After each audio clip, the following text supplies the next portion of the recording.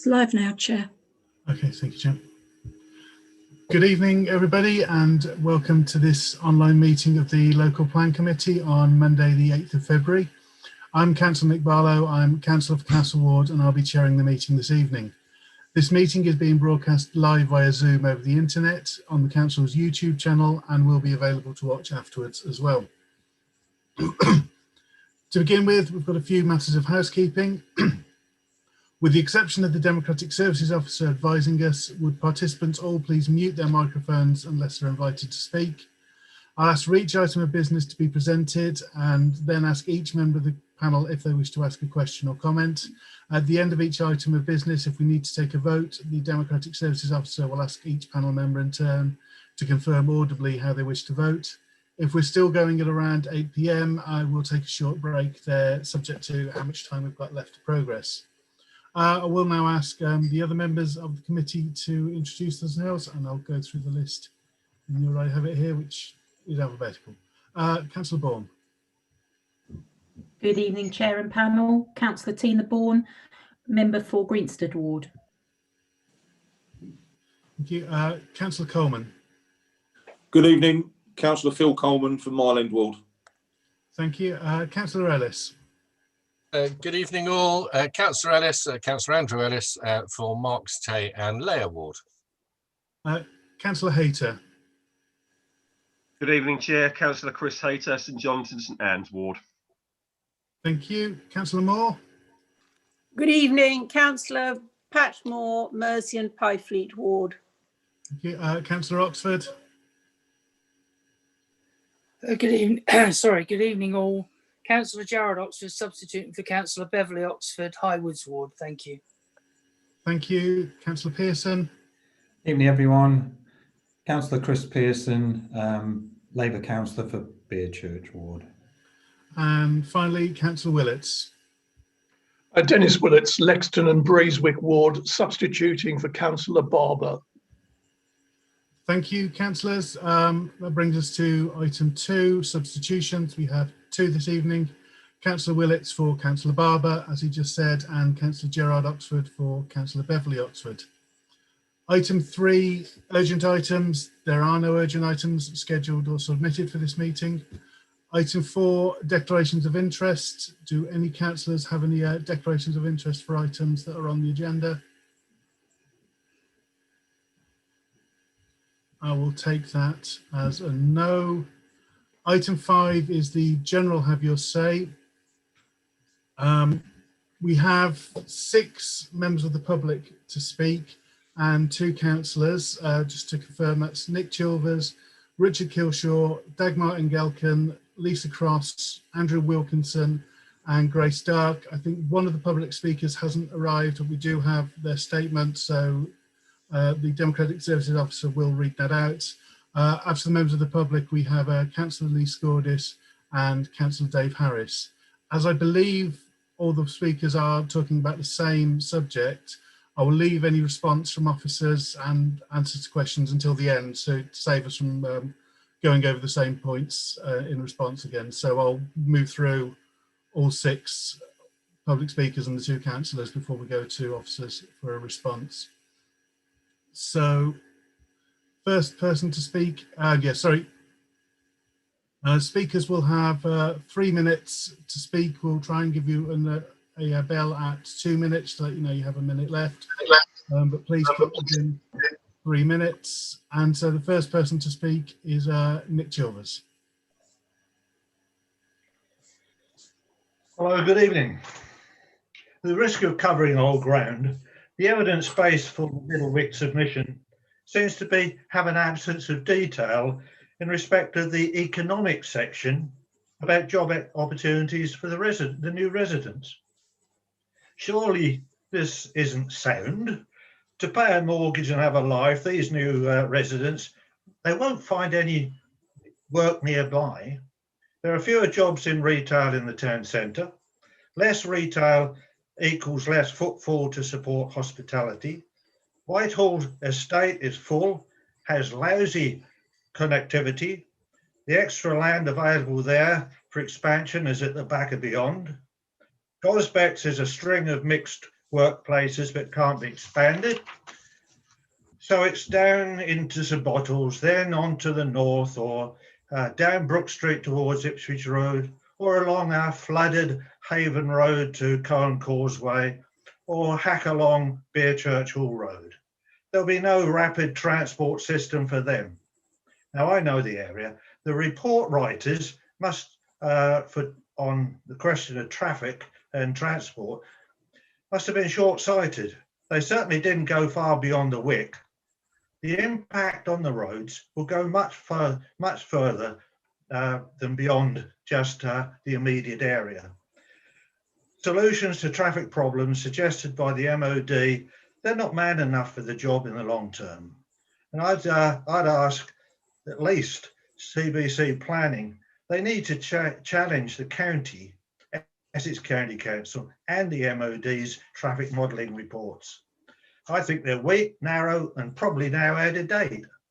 They certainly didn't stand in the floods along Haven Road or take in the pollution at Mersey Road or Brook Street, did they?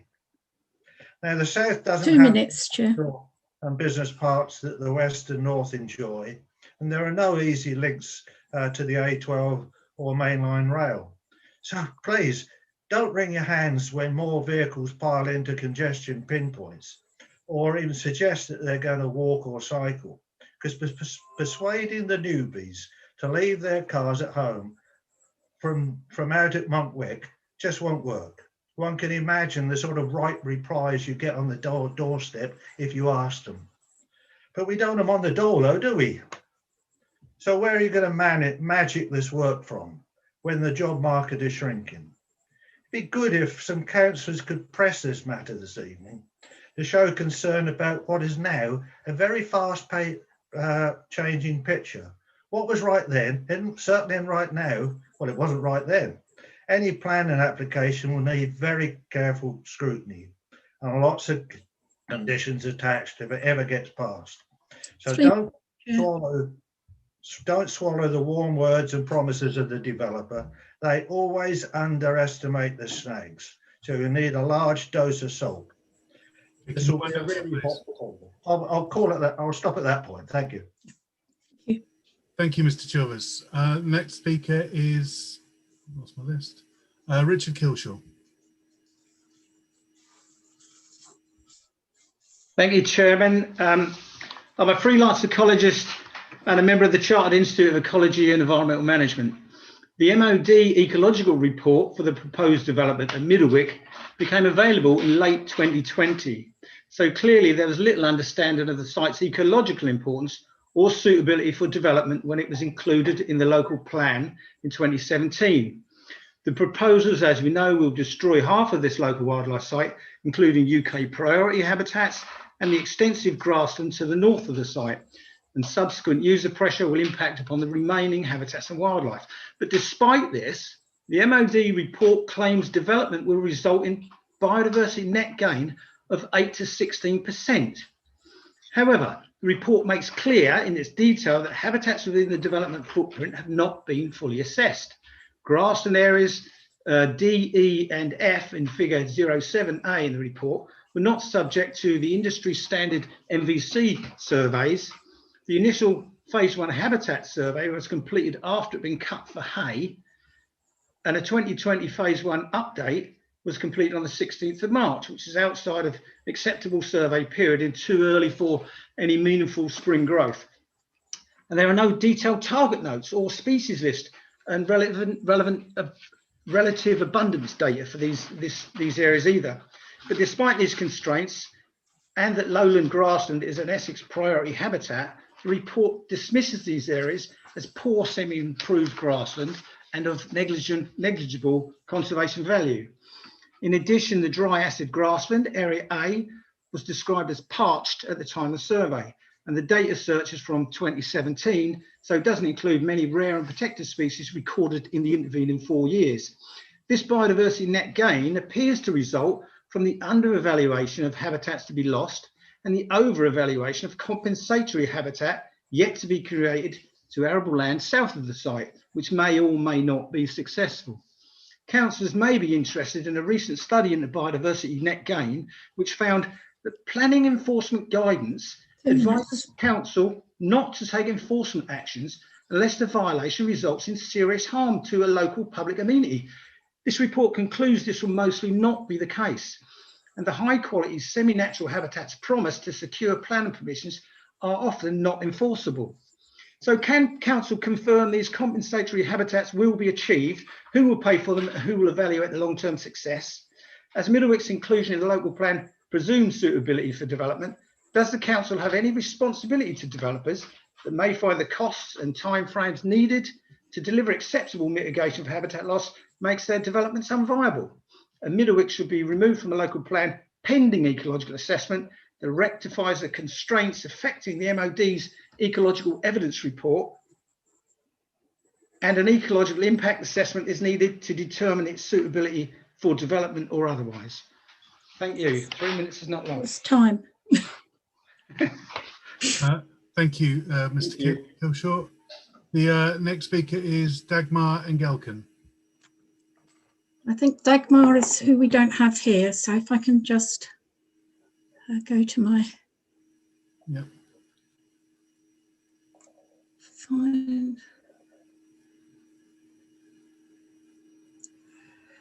So Dagmar would have been speaking on behalf of the Save the Middlewick Ranges campaign.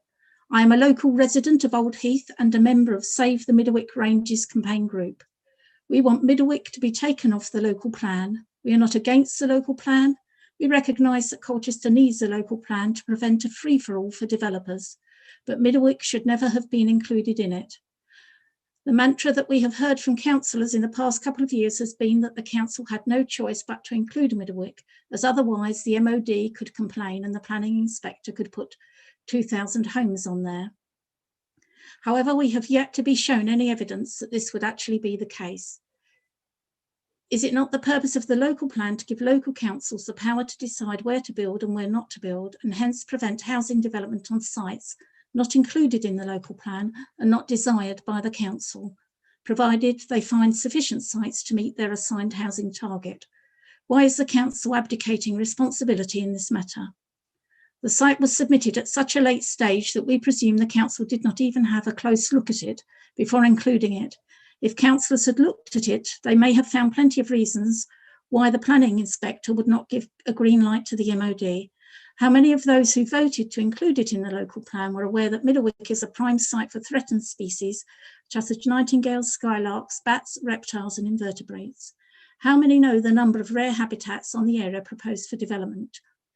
There are cases where developments were rejected on the grounds of wildlife protection, such as the former MOD site Lodge Hill in Kent, an SSI and the most important site in the country for nightingales. Local residents, together with the RSPB, fought to prevent the development, and as a result of this pressure, the new site owners, Homes England, no longer plan to build within the SSI. I urge all councillors to take a close look at this case. While Middlewick Ranges is a local wildlife site, not an SSSI, it is on a par with many SSSIs. If it were to be developed, the loss of wildlife would be tremendous. There is no way this could be offset to meet biodiversity net gain criteria stipulated in the National Planning Policy Framework. We will continue to fight against this development, even if it stays on the local plan, but we'd rather have our local council fight with us. That's finished, Chair. Thank you, Jan. The next public speaker is Lisa Cross. Thank you. Councillors and officers, thank you for allowing me this time to speak. Yeah, I'm a member of the Friends of Middlewick Ranges. I'm involved with the Save Middlewick campaign as well. I'm an environmental campaigner. We've been supported by other environmental groups in Colchester in a proposal that Colchester Borough Council remove the development that's proposed for the Middlewick Ranges from the local plan and designate it as a local green space. Local green spaces can be designated under paragraph 99 to 101 of the National Planning Policy Framework. That's the latest framework edition, which is 2019, I believe.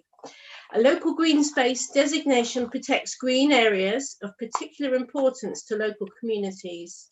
It's designated by the planning authority, and once designated, it's subject to the same strong development restrictions as Greenbelt. New development here is ruled out other than in special circumstances. Local green spaces can be designated when the local plan is being reviewed. The Middlewick Range site meets the test for such a green space designation.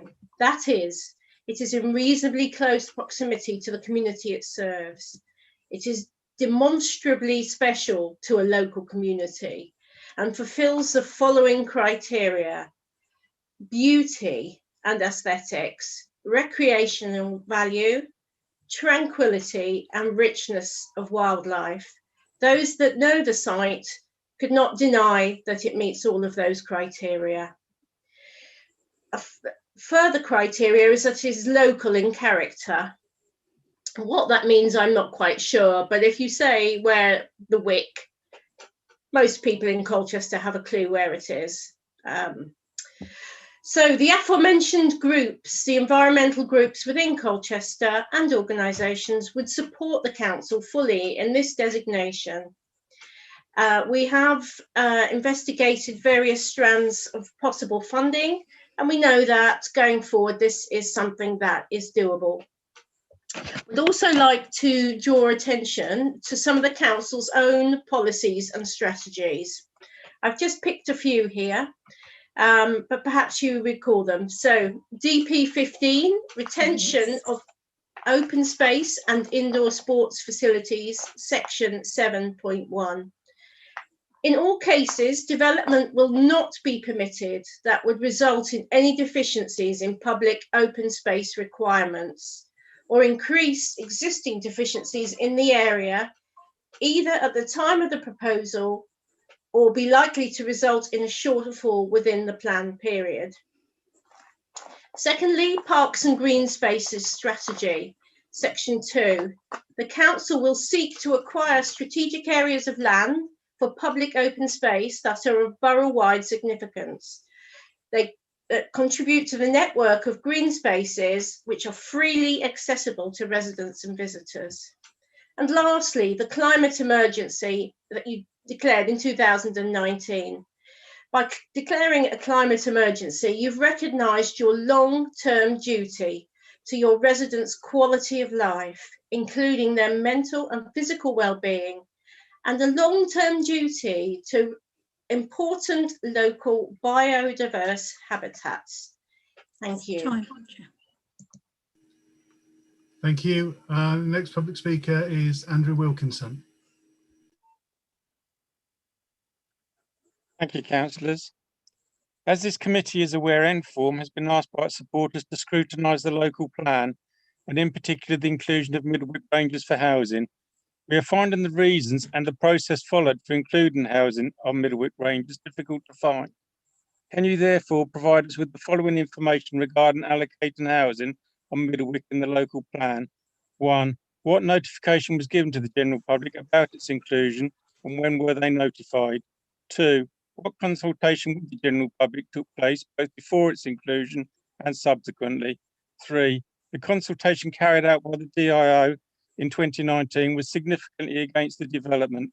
How has the result impacted the decision to include in the local plan? 4. Why was it included in the local plan when it is a designated local wildlife site? 5. Can you provide us with a timeline of all the actions taken to include in the local plan for housing?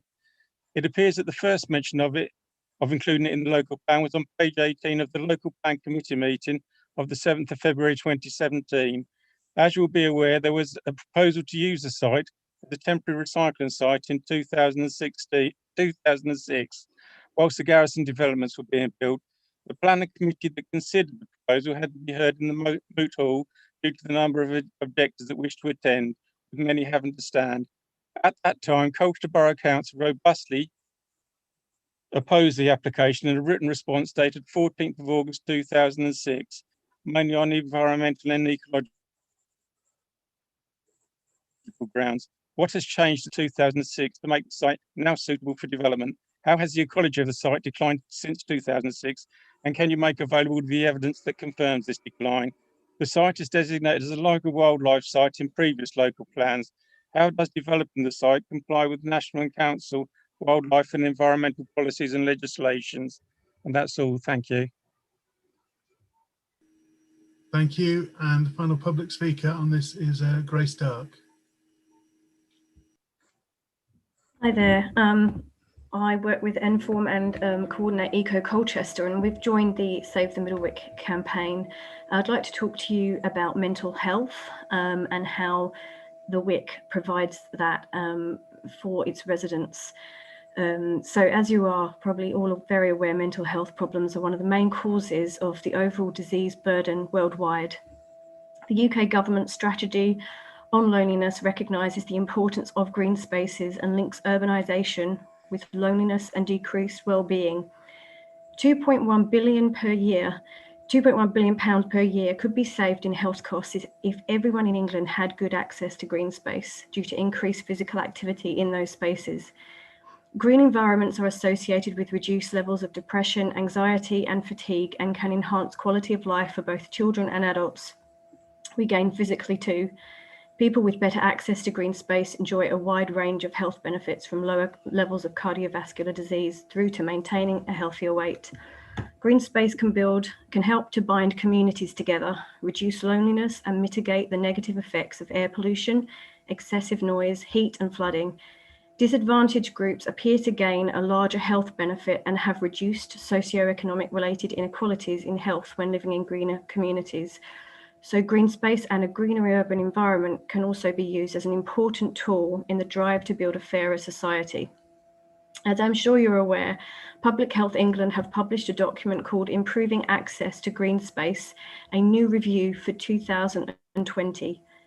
This natural capital can help local authorities address local issues that they face, including improving health and well-being, managing health and social care costs, reducing health inequalities, improving social cohesion, and taking positive action to address climate change. It states, we cannot continue to invest in the same service models of the past. We will not meet our mission with business as usual.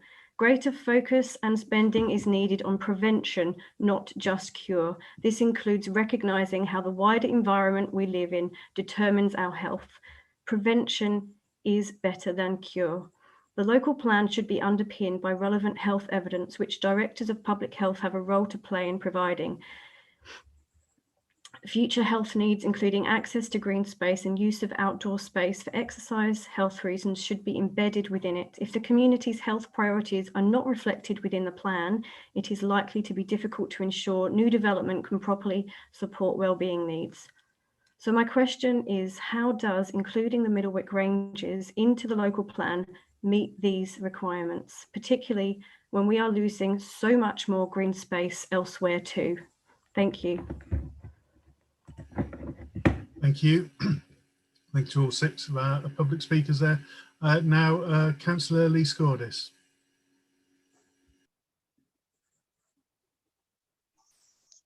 Thank you, Chairman. Apologies for the poor quality of video. It's an older laptop. And apologies to the officers if I do cover old ground. Please just ignore me if I'm asking a question that has been asked. There's quite a lot to take in there. But as you quite rightly said, on the same topic. So first question is, what can CBC put in place to make sure that no more than 1,000 homes are built on Middlewick if that allocation stays? Because we know how planners can be around changing allocations and going through legal system. How does CBC get its biodiversity evidence? I think Mr. Kilshaw brought up the point that the MOD's evidence has been poor, and let's be honest, they have vested interests.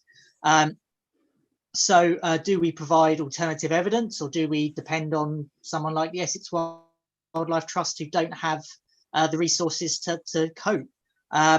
Also, it was mentioned about CBC declared a climate emergency.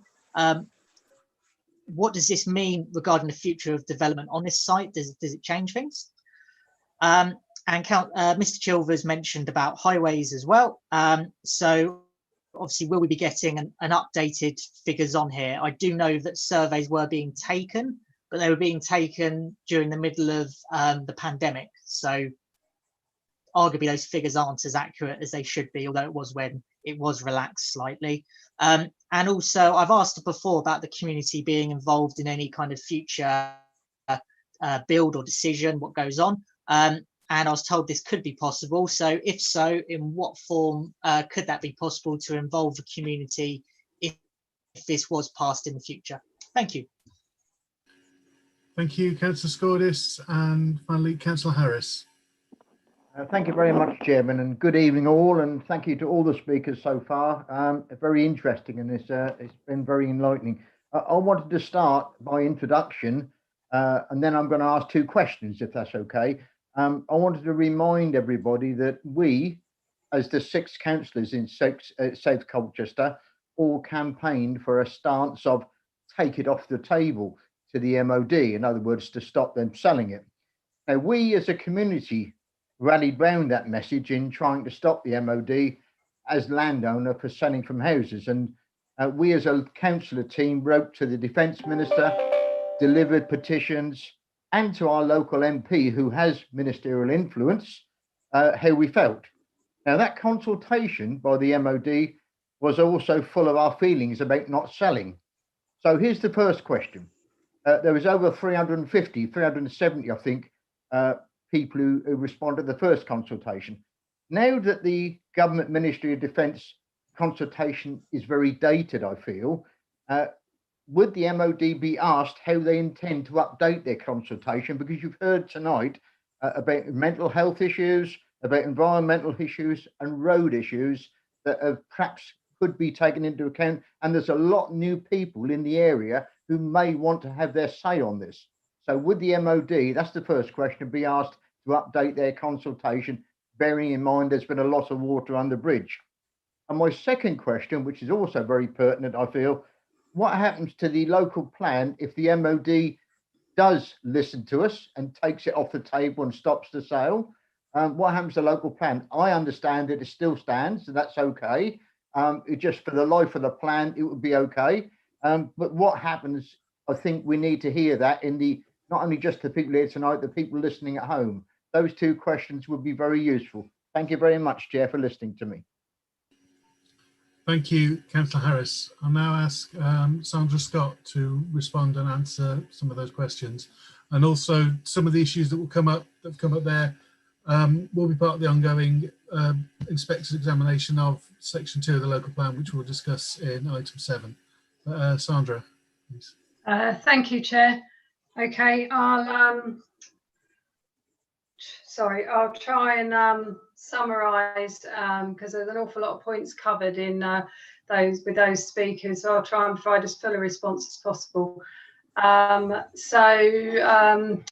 Firstly, on the evidence on jobs, there's no specific evidence base that relates to this site or any particular site in the local plan. The evidence base is at a borough-wide level, and the local plan plans for jobs for growth in line with housing growth at a range of existing and new locations. It's anticipated that improvements to local infrastructure, junctions in the local network, as well as enhanced connectivity, will provide a range of opportunities for new residents.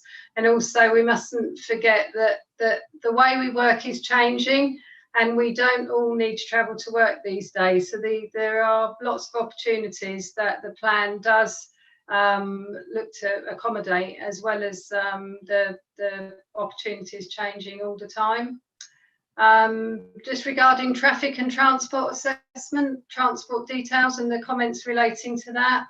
The transport assessment work, which I think is being referred to, is that's recently been made available and submitted to us by the DIO, prepared by Stantec on behalf of the Defence and Infrastructure Organisation. This is currently being reviewed by Essex County Council as the Highway Authority in order to advise the Colchester Council in preparation for the examination in public. Essex County Council and Colchester Council's detailed views in respect of this work are yet to be confirmed, but they will be in order to feed into the local plan examination. I think flood risk was mentioned, and just to say that again, at a local plan level, the strategic flood risk assessment is carried out, and further site-based flood risk assessment will be required to accompany future planning application. In relation to the several points made about ecology, ecological value and local wildlife site, the ecological assessment work that has been referred to again was that submitted by the Defence and Infrastructure Organisation in December, which was prepared over a period of time on their behalf. Officers have engaged a specialist ecological consultant in preparation for the examination, which will include confirming advice in respect of the report, the proposed mitigation and the net gain. I think that answers a number of points made by a number of the speakers. The issues are being considered in detail currently, and we will respond to advice provided by our consultant. The mitigation required and habitat creation and management in the longer term will need to be funded by the developer and by the development. Further assessments and more detail with respect to mitigation, net gain and management arrangements will all be required at planning application stage. The examination in public, the local plan examination, needs to ensure the allocation and supporting policy adequately covers this issue and ensures proper consideration and requirements when planning application is submitted. Although the site is a local wildlife site, and it was when the site was allocated, full assessment of the value will inform the areas that are suitable for development, the appropriate mitigation and the overall enhancements that will be support and secured through development. The points made about there being no evidence that the MOD will want to build on the site if it wasn't in the local plan, and the timing and so on of when it was on the table. The original submission from the MOD that was put forward was for 2,000 units on the site, and this was in the form of a representation, a submission that was made at the time. The MOD had their own targets to deliver housing on their estate, and this is one they have publicly announced is surplus to their the MOD needs, and they'd like to dispose of with the intention to build houses on. This announcement was made completely independent of the local plan. The DIO made this announcement between the formal stages of plan preparation, so we were only able to include it at the publication stage in June 2017, which allowed for consultation before the plan was submitted. Allocating the site allows for better control and influence and engagement and more detailed planning than if it's solely a speculative planning application. The local plan process allows for engagement and participation, culminating in an examination in public, which is yet to take place. The DIO consultation that was referred to by one of the speakers was to help inform the detailed engagement and planning and the developable areas and potential for the site to be confirmed as a local plan allocation, rather than to actually challenge the principle of including the site or not. That's for the examination in public, which will be held later this year, with the final position being determined by the examination in public, considered by an independent inspector. The point I made about local green space, allocating it for green space rather than housing.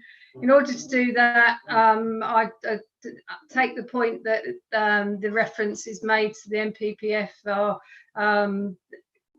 could suggest that there may be some of the criteria, if not all, may have the potential to be met. However, the landowner would need to be willing to safeguard the site for this use and to agree to the disposal for this purpose, or for funding would need to be sought in order to deliver that.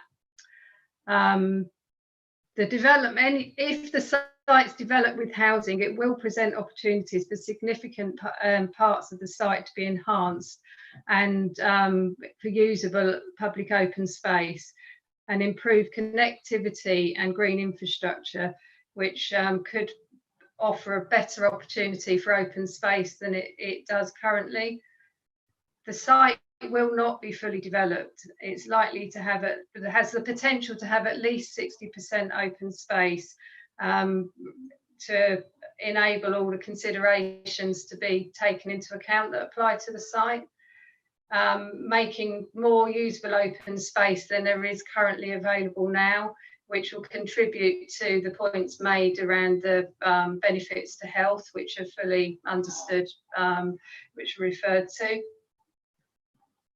I think in relation to the question, what's changed since 2006 when the site was objected to for a recycling scheme, the requirement to deliver houses and prepare local plans and meet housing targets is constantly reviewed, and the planning clock doesn't stand still. The site is an urban edge location, which at the time when this plan was being prepared has been notified as being available and disposed of for development. So the Defence and Infrastructure's confirmation to dispose of the site and develop the site for housing. Again, I make the point again that this is better done through the local plan process rather than a speculative planning application, which, given the Defence and Infrastructure's organisation's public position, that seems highly likely. And it allows for better testing of evidence and all the local issues as part of an examination process. So I think there were a couple of points that I don't think I covered that Councillor Scaldis and Harris raised. In terms of what can we put in place to make sure it's no more than 1,000 dwellings, I think that's making sure the policy is as robust as possible, and that the evidence is robust, all of which will be tested at examination. And I think with the opportunity to make modifications that may arise in response to that through the local plan examination, just to make the everything as watertight and robust as possible, and then to apply that when if challenges come in the future. I think I answered Councillor Scaldis' other points about how we get the ecological evidence, and in climate emergency, does it change this? I think, again, it'd be tested through the examination, but I think in the context of the evidence that's before us, we still need to plan, and there may be some amendments to policy that address that issue or consider that issue, but the plan will be looked at that as a whole. And Councillor Scaldis' final point was about community engagement, and I think there's a lot more, assuming the allocation is confirmed in the local plan, then there will be a lot more work to going forward, looking at the site in much more detail and master planning, where we would have always encouraged and will continue to encourage the opportunity for community engagement in helping to shape that and influence that going forward. And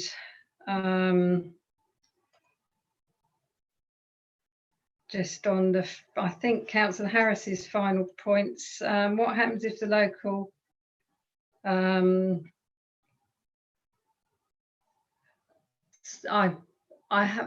think I've got a complete note of the final 2 points. Sorry, I was a lot to take in. I think on the point from Councillor Harris about the MOD and consultation, I was going to ask if Karen and Sarah had any comments on that. I'm not entirely sure of that process that you were referring to, and I don't know if Karen can help.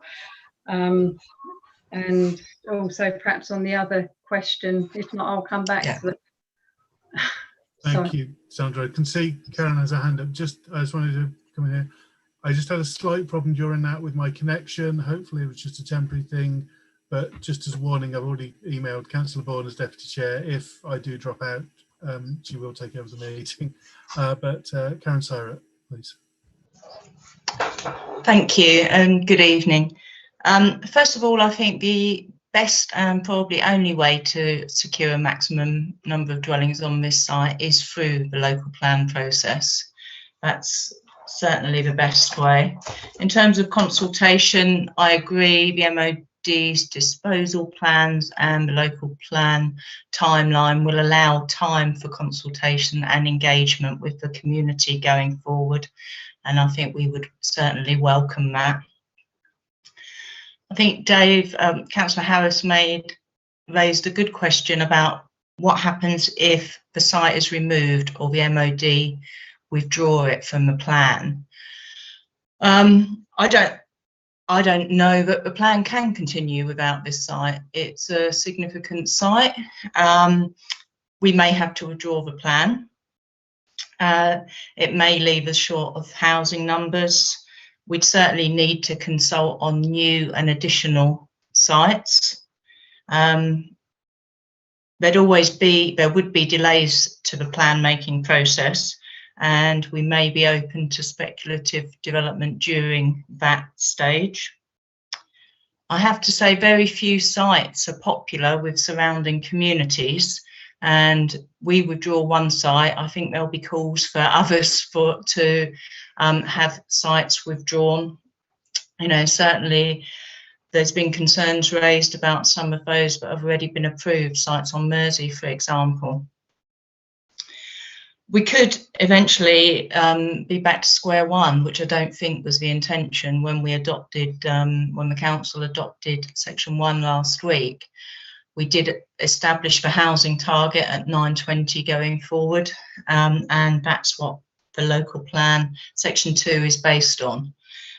If we did go back to square one, a new plan, we'd have higher housing targets immediately.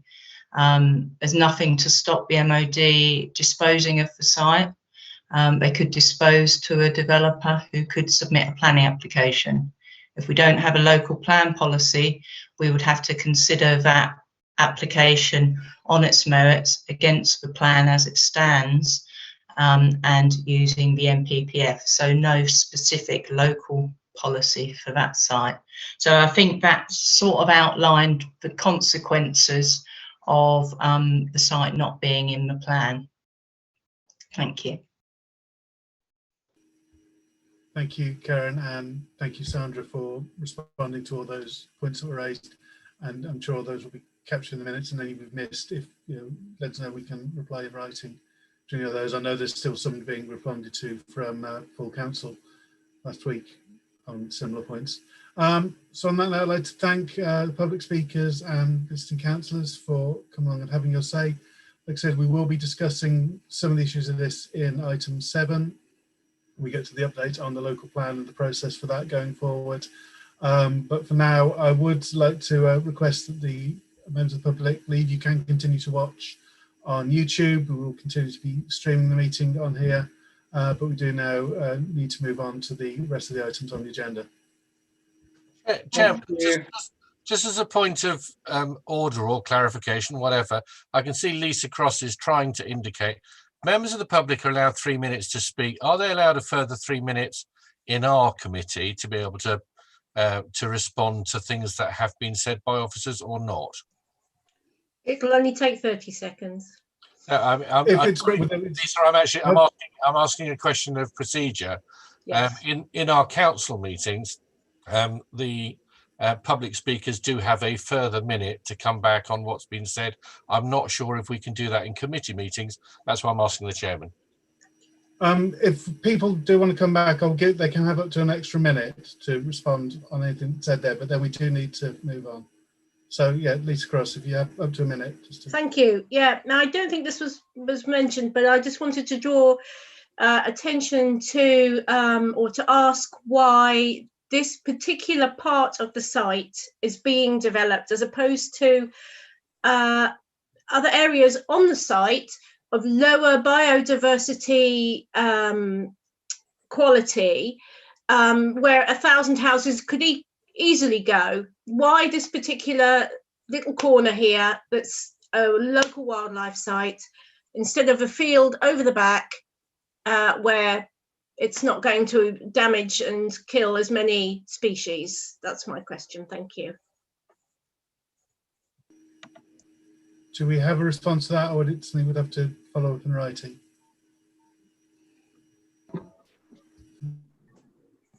I'm happy to certainly make a start. The site that we're dealing with, I'm not entirely sure which small corner you're referring to, whether you mean the whole red line site, which is the allocation in the plan, or part of that site. But we're dealing with the site that was put forward by the MOD, because that's the part of the site that the estates team are disposing of. So that's the only site that's on the table.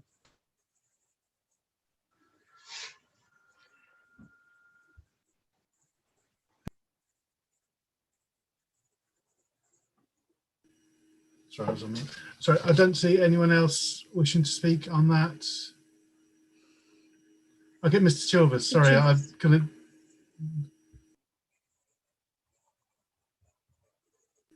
Yes, Mr. Chilvers, you can have it. You're on mute, Mr. Chilvers.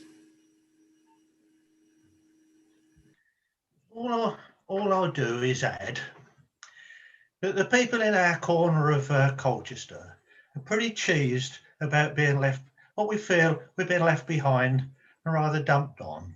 There isn't much going for our corner of Colchester. When we look across the borough, there's a lovely area at Gosbecks. You've got Westlands Park. You come across the Spring Lane, hilly fields, massive area up at Mile End. Then there's the Northern Sports Park. Come down to High Woods, then across to Salary Brook, and our bit of open green space is being taken away from us. So you can understand why people are pretty cheesed off. And yes, they will want to be involved in consultation and a lot more than just ticking boxes on the computer. So I'll leave it there. Thank you.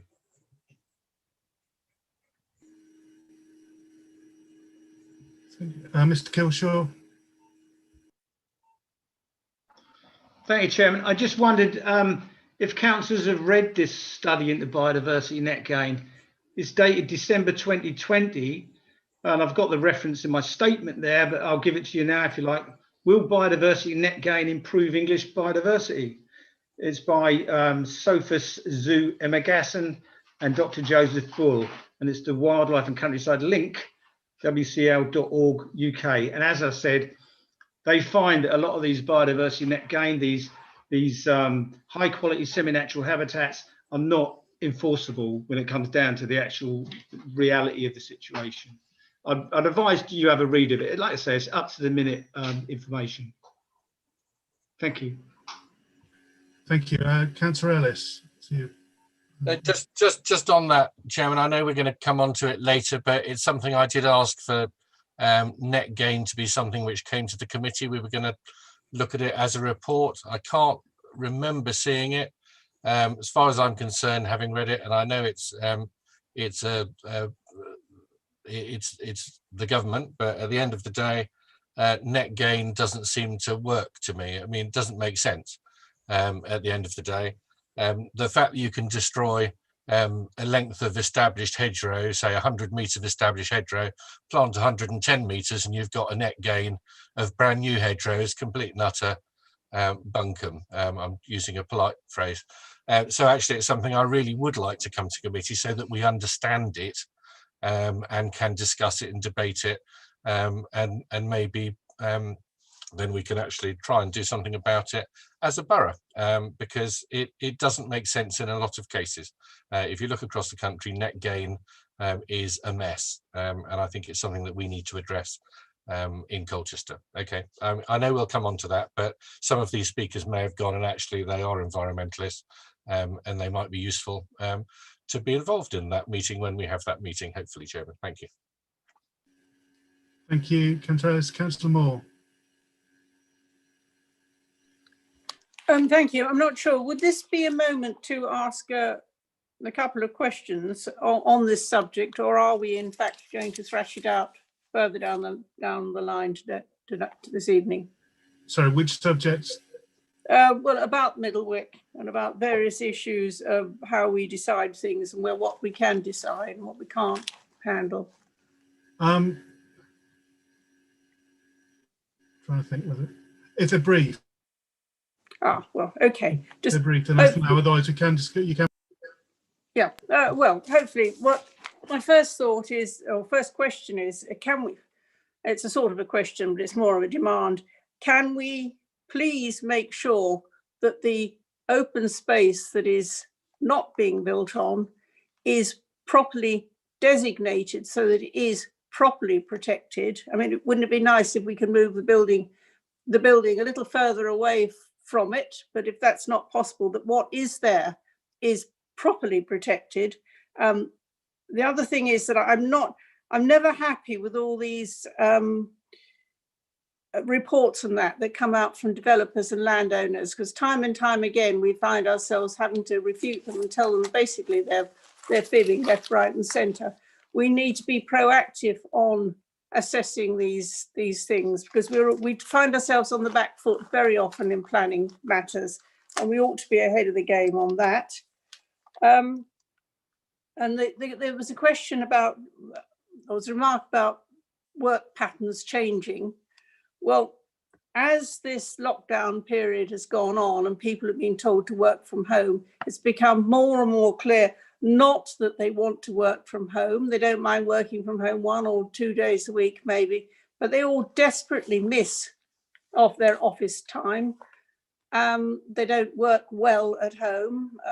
Most people who are having to work from home will say they cannot get the level of work done. They would much rather go back to the office. So assuming that, oh, well, people won't be needing to go to work, so they won't need to travel. I'm afraid if that's forced upon them, that will be awful.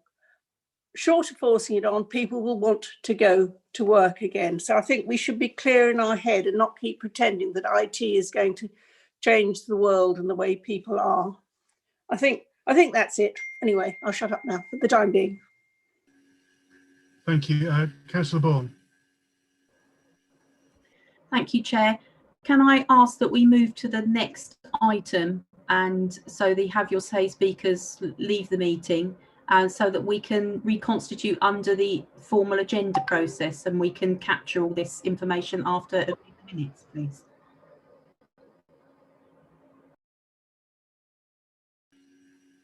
Yes, I don't see anyone else wishing to speak now, so we'll now move on to item 6. So thanks again to all those who have spoken and attended, and I hope your comments have been properly answered. We will discuss that more under item 7.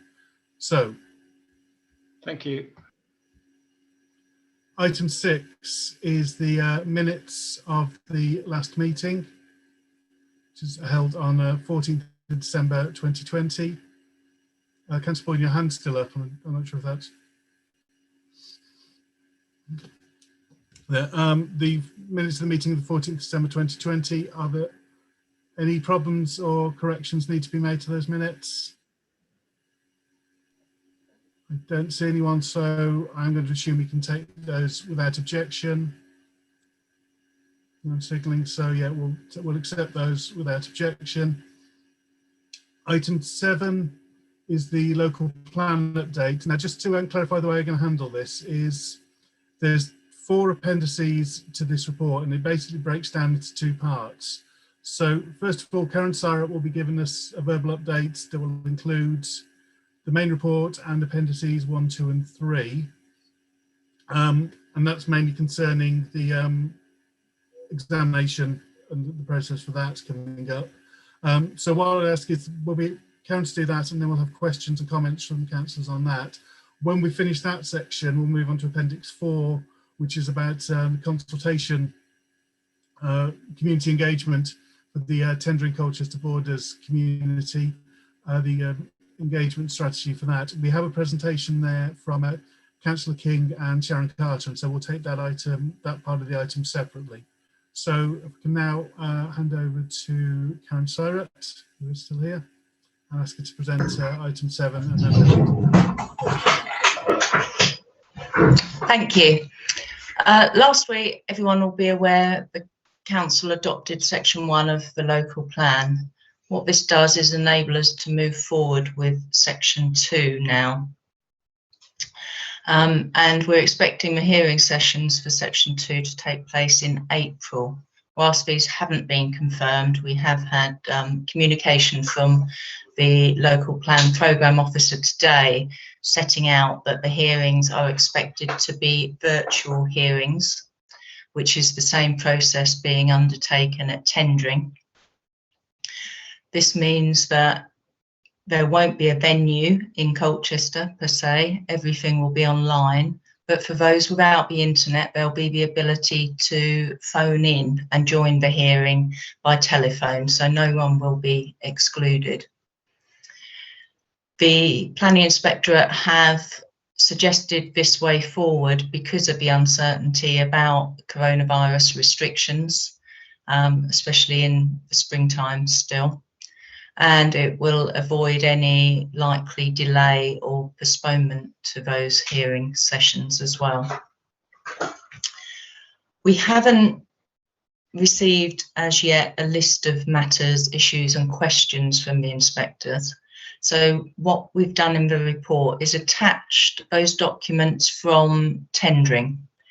Their hearing sessions are due to start later this month, and it sets out and gives you all an idea of the matters and issues which the same 2 inspectors have identified with their local plan.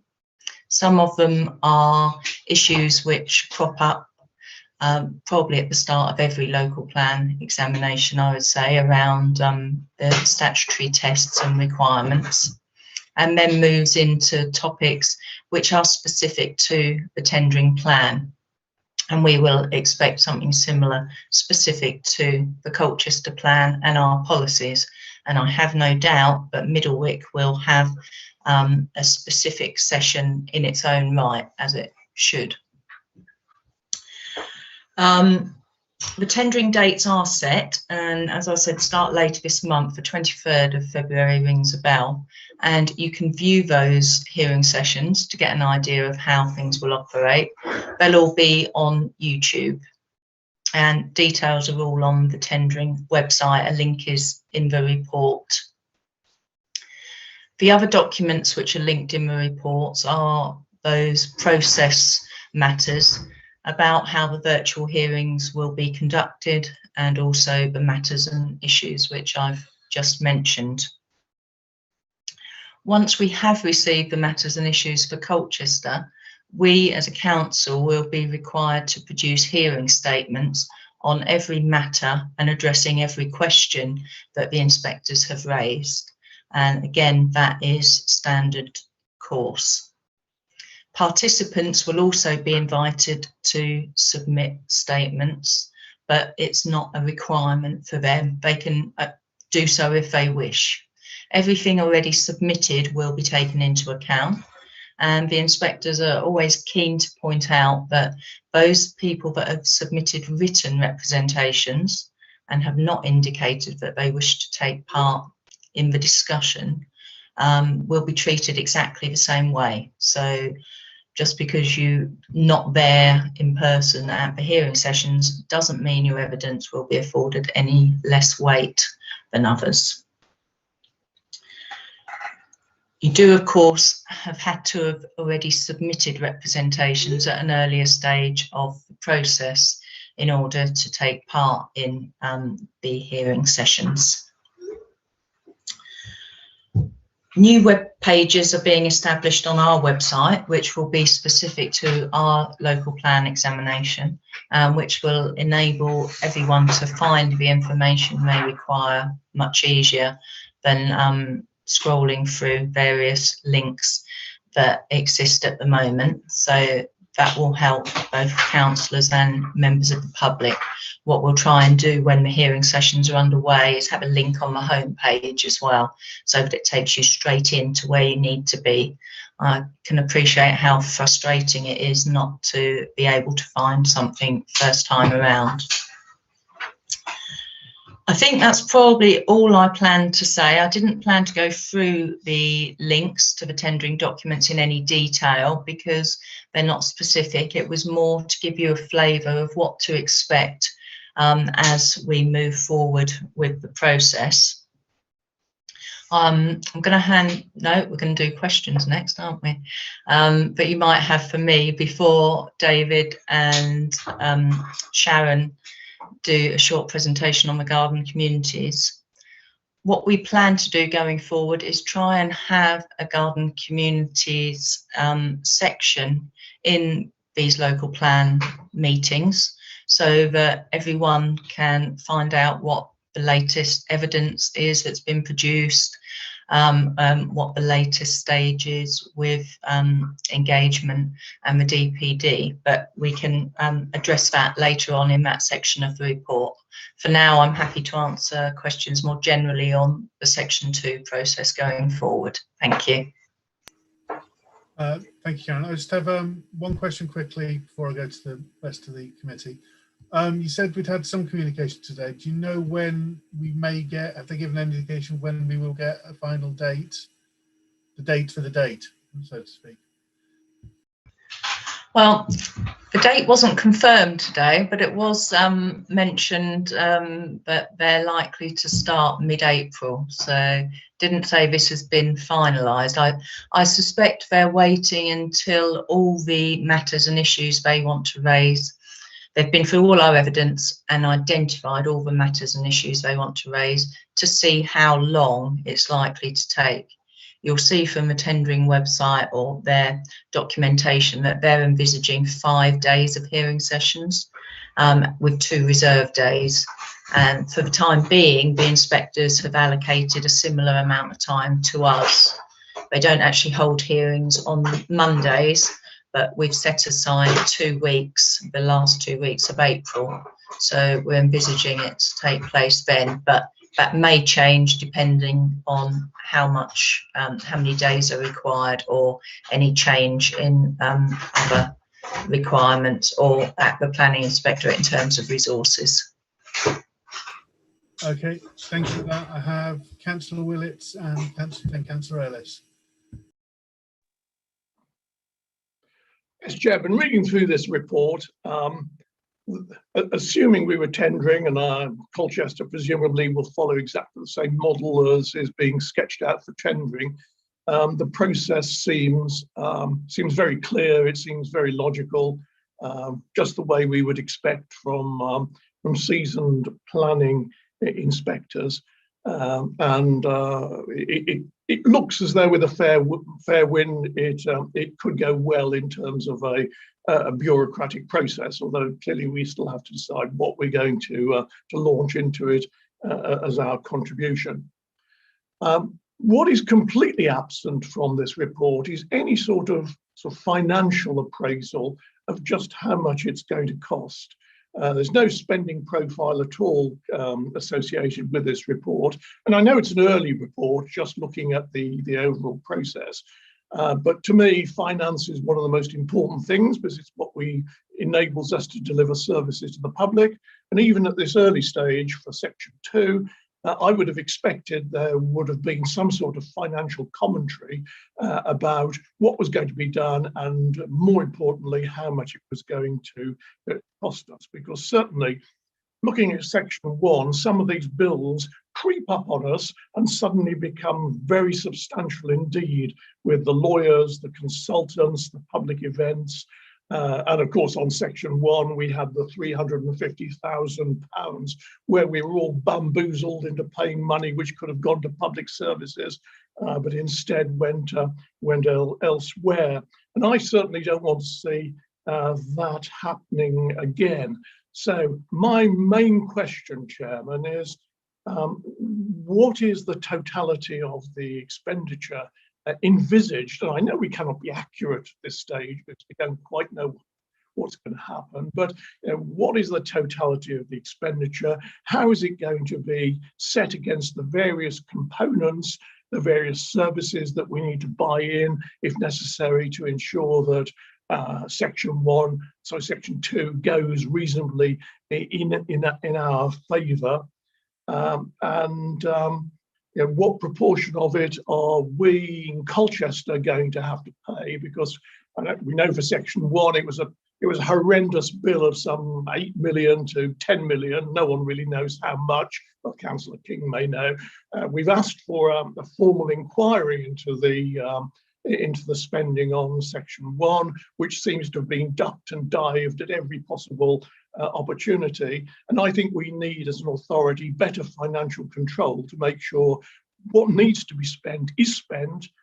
It is spent in to support what we want for a decent section 2, to enable the targets to be met and for us to retain control of development and to keep the numbers at 920. But we do need to know how this money is going to be spent, and that is going to be spent sensibly and wisely, unlike some of the comments on the way money was spent on the part 1 of this programme. So that is my main concern at the moment, Chairman. The bureaucracy, the process seems to be there. It seems to be falling into place, and it's well explained in this report. But the finances seem to be the same black hole that we had on part 1, and I would appreciate some clarification of either what the totalities and the allocations are, or if not, when we will be seeing them and when the financial reports will be available. Thank you. Thank you, Councillor Willett. Councillor Ellis. Thank you, Chairman. I've got a couple of things, one of which will pick up on something that Councillor Willett has just said. Firstly, just to ask you, Karen, as many of us have to report back to parish councils, some of those parishes have made submissions, obviously, already. Some will have asked to be able to speak at examination. Are they going to hear through the programme officer whether they've been given a slot or not? I assume that it'll come via a programme officer, or will it be us? Sorry, I'm looking at you because that's where you are on my screen. I should just be talking to the camera, shouldn't I? And can councillors, we're obviously quite involved with section 1 and made representations to that. We've obviously been speaking to our parishes. Can we join them in support during any hearing sessions that they may wish to have our support on? I can think of 2 parish councils that would quite like us to support them there, both Cotford and Laird de la Haye. That's that question. And the other one is, Dennis has mentioned finances. I thought it would probably come under the next thing after David's done his speaking, but 10.1 financial implications, you've actually put in here staffing, consultation, stroke engagement, and evidence-based consultant resources for local plan work are provided in the council's budget. I think we've put about £500,000 into the budget for this coming year for the local plan. Is there a breakdown of that? Can we have that this evening or not? As in how much you're going to be spending on Colchester tendering or tendering Colchester Borders Garden Community? How much of that is being spent on section 2 examination? I understand they're expensive examinations, so have you got a breakdown? And what's the rest of the money being spent on? If I can't have it this evening, can I have it before the budget, please? Or before the budget meeting? That's it for me. Thank you. Thank you, Councillor Ellis. I don't see any other councillors with hands up at the moment. So, Karen, if you want to respond to those points, if you can. Thank you. I'll certainly start anyway. But I will speak about section 2, which I think was mainly the focus of both speakers. Most of the work on section 2 will be undertaken within the planning policy team by officers. We will do the majority of the speaking at the hearing sessions. There will be some areas where we do need to engage specialist consultants. We minimise that as much as possible.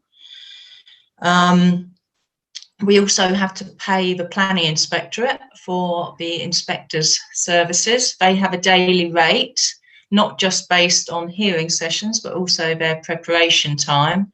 So I'm afraid your guess is as good as mine as to how quick they read and how long it might take them to prepare for the actual hearing sessions themselves. What I do have is figures from previous local plan examinations that give us an indication anyway of how many days they might set aside. What I would say is some of those principles, i.e. the housing target, which is often subject to much debate, has already been determined, so that will help. So I can't give you total expenditure. I'm expecting it to come in for section 2 within the £250,000 budget, which is already in the forecasting. It's not broken down, so I can certainly look at providing a bit more information about that for you in terms of how we might, what sort of consultants we think we might need. So ecology, we might need retail. It really depends on the level of representations that we receive, what we might need to commission. But I can certainly give a better idea of how that money might be spent. And all the money for section 2 will come from Colchester Borough Council. Section 2 is purely our plan, so unfortunately we won't be able to claw any of that back from anyone else. In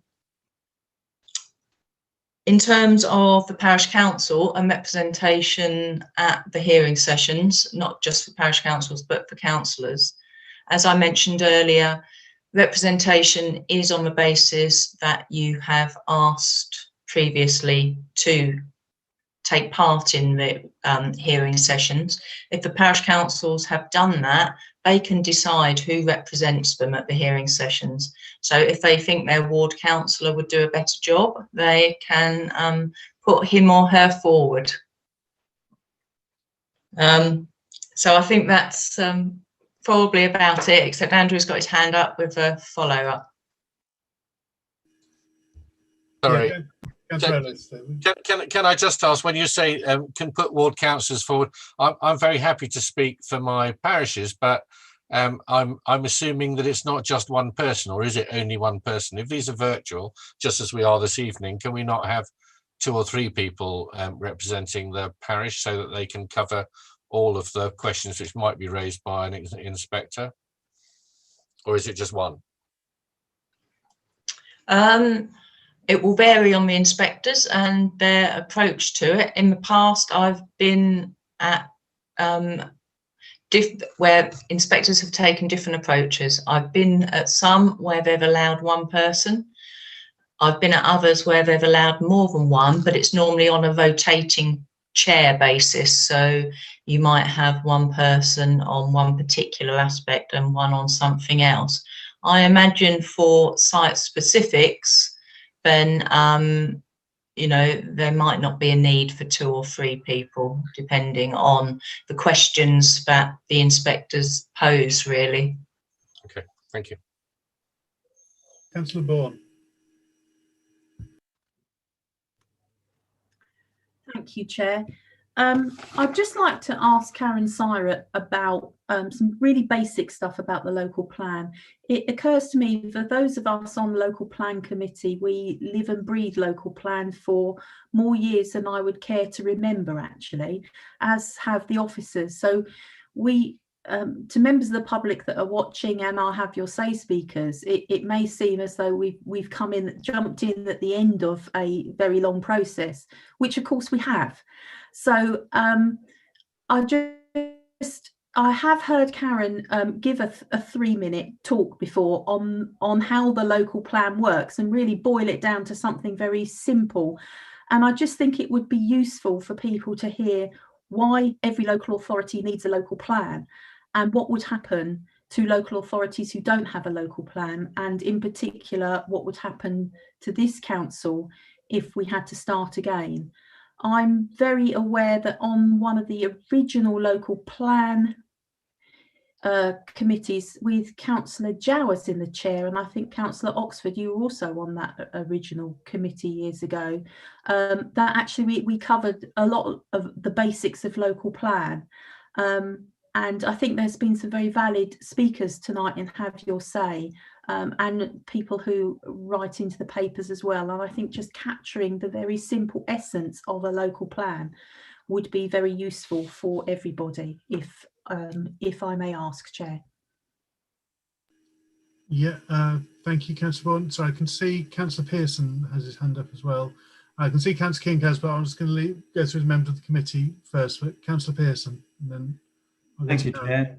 Yeah, if I could just follow from Councillor Bourne's request there, I think also it would be interesting for committee members to hear what the cost benefit actually of having a local plan would be compared to how much the authority would end up having to expend in fighting speculative development applications ad infinitum if we didn't have a local plan.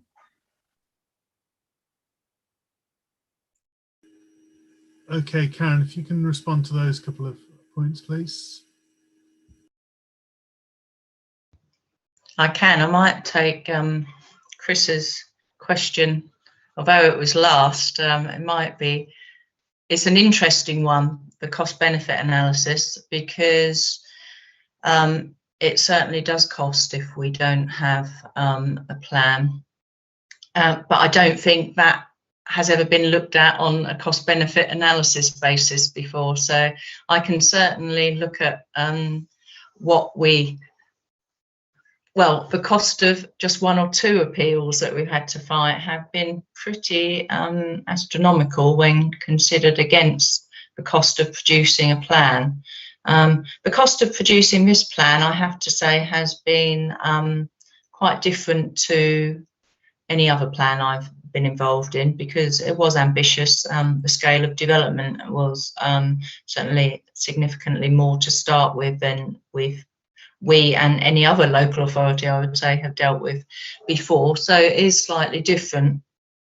But, you know, I guess I would say having a local plan was important, because if not, then part of my job wouldn't be here. But I think Tina has made a really important point, actually, and I'm wondering whether we should have something in the start of the local plan agenda, just as, or at the back of the local plan agenda, as planning committee has a section on what is a material planning consideration, and a few sort of facts which are useful for every meeting, because the same members of the public don't attend planning committee week on week, so they're coming at it fresh.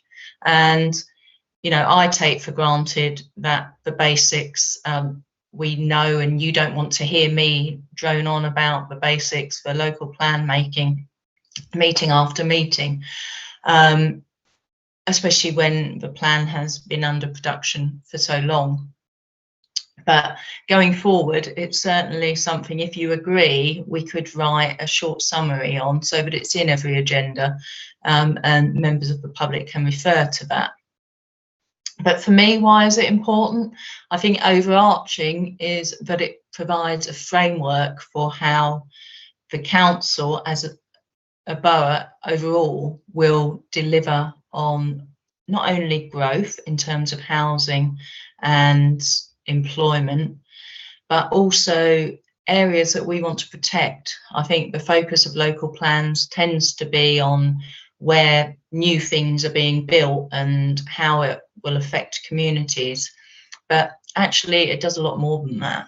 It does protect areas through allocating land as open space or for community uses.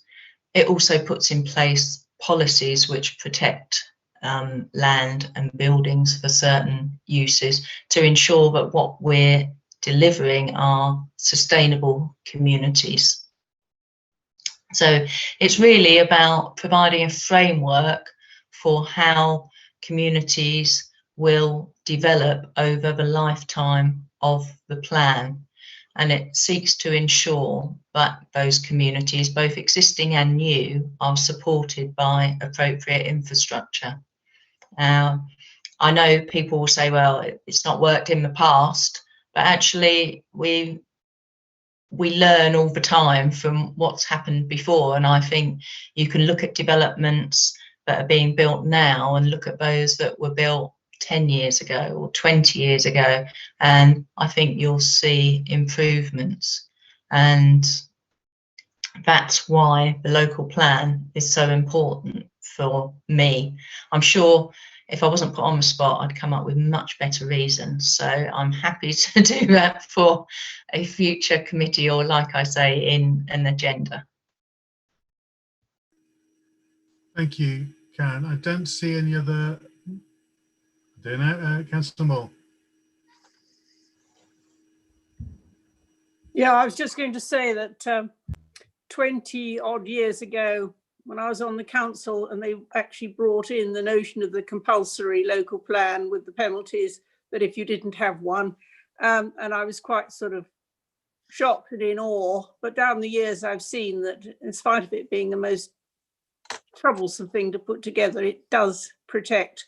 I do make a point nearly every month when I'm writing an article for local people to explain how important it is to have a local plan, because it does protect one from speculative building. But I'm always surprised how much people confuse neighbourhood plans with local plans. It's something that has to be repeated time and time again.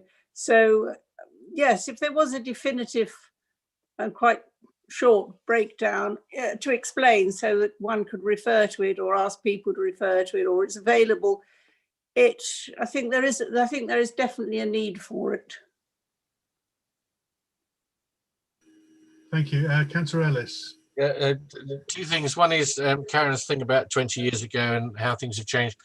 Quality of build, I think, has gone down quite substantially, Karen, and maybe that's something as a committee we should also look at. Chairman, it was just if Councillor Bourne's resolution needs to be formalised, I don't know. Sometimes things get lost.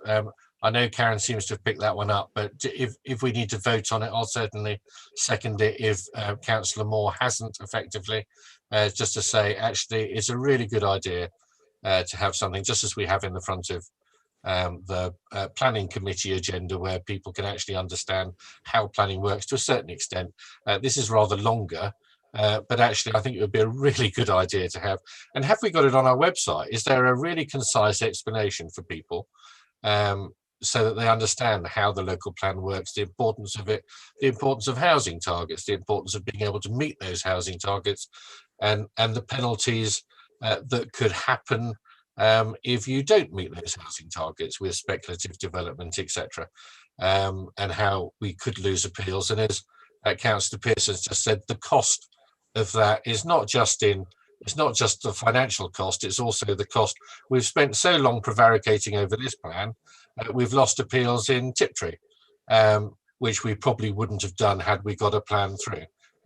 Karen's putting her finger up, but I think we've lost, okay, one appeal. There's 200 houses, Karen, to Gladman's, who are a scourge on, I think, the planners across the country, because they put in these speculative applications. They've only got to win one or two, to make it well worth their while as a company. So they're doing it everywhere.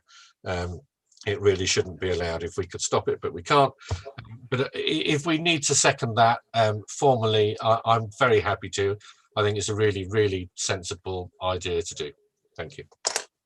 I'll be quiet now. Yeah, thank you, Councillor. I don't think we need to actually have a vote on that. I can't see anyone objecting to it. It is procedural, so as chair, I will request that's done and that any text gets circulated around spokes before it gets put into an agenda, just to be sure. But I don't see the need to actually have a vote on that unless someone's desperate to object to that. Anyway, Councillor Pearson, you have your hand up, and I assume it's no. Thank you, Chair. No, it was just very quickly to say, let's bite Karen Syrett's hand off for that generous offer, because I know, having sat on the planning committee for a couple of years, that it was very useful to have that information in the agenda document. So I think it would be very useful for this committee going forward as well. No, I think that's right. And in planning, I think it is important as well to make clear the distinction between what we can do locally and what's where we're operating within national planning policy frameworks, etc., and how much that can limit us. So that's something I think to include. But yeah, like I said, that will be done, and we'll look at getting the text sorted out and approved by group spokes as soon as possible. But obviously, that's going to have to fit within, other work requirements, especially with examination coming up. Right, as I was saying a few moments ago, I don't see any more comments or questions on that first update and those dependencies specifically about the local plan examination. So I'll now hand over to Councillor King and Sharon Carter, who are going to give us a presentation on the engagement strategy for the garden communities. Just to clarify one, we did have a discussion about this at the pre-meeting briefing last week, and so there were some questions raised there which I think have been passed on about sort of how this is going to be handled going forward and some of the dates, but I'll hand over to Councillor King now to present. Thank you very much, Chair.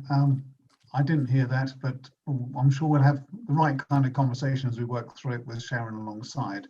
The reason I raised my hand earlier was just to acknowledge the point about finances and budgets and let's be frank, the troubled history, stroke albatross, that we have to acknowledge in terms of 3 large garden communities and where we are now. I just want to acknowledge the point made by Councillor Willits. Of course, the scale of cost for us is going to be very, very different. We will, with our partners, use in-house resources where we can. The best I have in terms of an understanding is that it might be of the order of 700k across the 3 authorities for the coming financial year, but that is indicative at the moment. It assumes that about 3 people will be recruited or made available full-time, plus some part-time resources. As I say, a marker. Scale is clearly, even with that number, very different. It will be shared between the local authorities. That would be the expectation. And we would have something of a carry forward from the past, which would be helpful. So just try to give a broad assurance that the finances are not in themselves troubling, but of course this is a long endeavour and we'll have to respond to events. I'm happy to sort of share that. And I should say, of course, that all the past expend is an issue of public record and has been published and shared in different places, but I hope we can perhaps more usefully focus forward, and I'll be very happy to share what we can. If you're having a regular session, that will be one of the features, I think, as we get out of the foothills and beyond the start to where we're going to get to. Jay, you've seen a paper. What we would do is just roll through a few slides and provide a bit of context, really, for where we are. So if we could bring up the slides.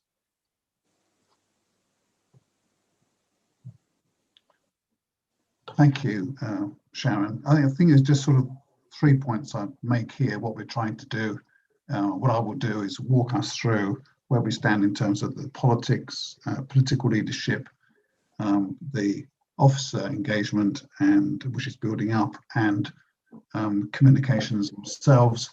We started in the autumn to gather up. It would be fair to say, so my impression is very much coming together. The past was a big shadow, given the given the realities that we just touched on before and what we now face, we had to all start afresh, frankly, and decide and start to get a feel for how that might work. Next slide. The representation, and I have sort of dropped lines around members, will continue to do that. It's as listed here. I think the important thing I would say is intended to be even-handed and collegiate. Councillor Tony Ball is the chair. It really matters to county how this works out, but it does, I think, helpfully provide a sort of independent air, although, as I say, all depends on how we work together.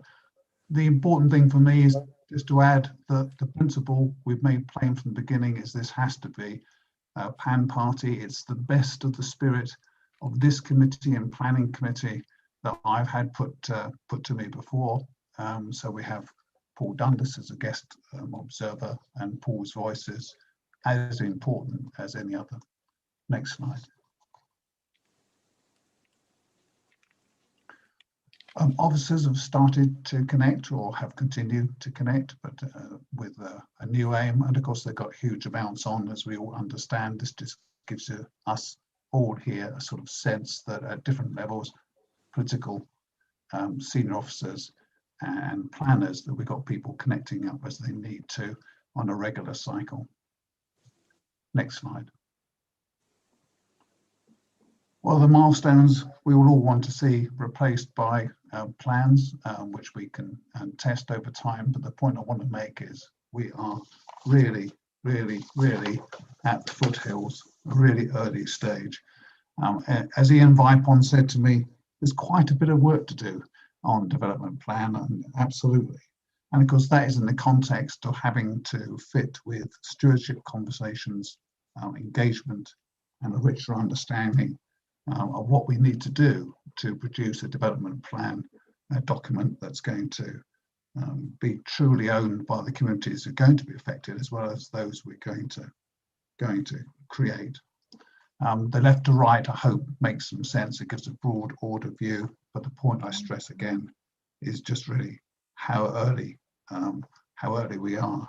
I think the communications engagement strategy, which we're going to talk to, we've made a really good start, but again, we're starting to test that with existing communities. Those conversations give us really good learning, and we'll be altering what we're doing as a response. One good illustration will be FAQ. Now, I want those because they're a way of forcing us to be as clear as we can and as readable as we can, but of course, people like different levels of information and knowledge. So we're going to have to sort of enrich that, deepen it, and provide a library over time of information and documents which would help those who really want to dig deep, as well as those who want something that they can understand. But back to the earlier conversation around planning and local planning itself. So there's a real balance for us, but we made a good start on that. There's a huge amount to do. Here are some of the key timeline points ahead of us. Next slide. Now this is where I'll turn to Sharon. I wanted you to see her. This is her first time before you. Some of you will know her. I think it's really important that we all understand that a lot of the best work that we've done, Sharon herself has helped create with advice from people like me. And she is very accessible. That's the whole point of what we're doing. And some of the illustrations here, communication channels, and I'll hand over to Sharon now, reflect that very, very open, trying to work as neutrally as we can on the facts as best we can, and learning from the response we get. Sharon, I'll pass over to you and ask you to just walk members through this, and we'll take questions at the close. Thank you. If I could just jump in there. I think I can't see the list properly at the moment because we're on full screen. But can members just check you've got your microphones turned off, because we're getting a bit of bleed on sound and it's making sometimes get a bit of feedback occasionally. If you please check your microphones off if you're not speaking. Thank you. Can I just confirm that you all can hear me, please? Yes. Wonderful, thank you. Good evening, everybody. I just want to quickly talk about some of the communication channels that we've had since around the autumn, and these include both digital and non-digital assets. So we've developed a new monthly e-newsletter, as well as a monthly blog, which is guest written by one of the TCB members you saw on the previous slide there. And that blog is then either sent as a letter or as an article to the Daily Gazette. We're doing PR and any key announcements. And in terms of digital presence, there's now weekly social media. There's a project website that's been set up, which is kept up to date with FAQs. And interestingly, the conversation we had earlier around making the local plan, the idea of a local plan more accessible, more easy to understand, is reflected in the engagement strategy that we launched before Christmas. And we're starting to do this ourselves through some social media now, in terms of making planning language associated with this project a bit more accessible, a bit easier to understand, because the whole engagement strategy really focuses on making things accessible for people, easy to understand for people, and interesting for people. So those are the assets we currently have. And coming up, again, as per the engagement strategy, there'll be a launch of a specialist engagement website, which will be happening around the end of this month or the very beginning of next month, as well as the creation of 2 community groups, one more general called the Community Liaison Group, and one specifically for youth people. We know that younger people are very hard to engage with when it comes to local plan, and bearing in mind this is a garden community that's going to be developed over the next 30 years, it's really important that we also include a young person's voice as we work with communities to bring about ideas that's going to help shape the development plan document. Going forward, there will also be regular updates for town and parish councils, and these will be done en masse, so large meetings for all town and parish councils to come together to make sure they're all receiving the same information at the same time, again referring to that idea of transparency as mentioned in our engagement strategy. And going on from that, there'll be regular webinars offered to community groups, and those will be hosted in line with key milestones as a project, and particularly the engagement process takes place over the next 2 years. So the accounts I've been referencing have been around really since the autumn, and although the numbers are fairly modest at the moment, there is steady growth. Really positive news that with the e-newsletter specifically, that has an average open rate of 53.5%, which is quite above the industry standard for local government newsletters. So you can see there's real appetite from people for information on this, and that people are engaging in the tools that we've currently got in place and that we've launched since the autumn. And I would expect these to grow. As we launch our community engagement website, that's going to be accompanied by some activity to make sure that's promoted throughout all of Colchester and all of tendering, so that as many people as possible are aware of the project and can have their say and their input. So like I say, I would expect these figures to go up in time.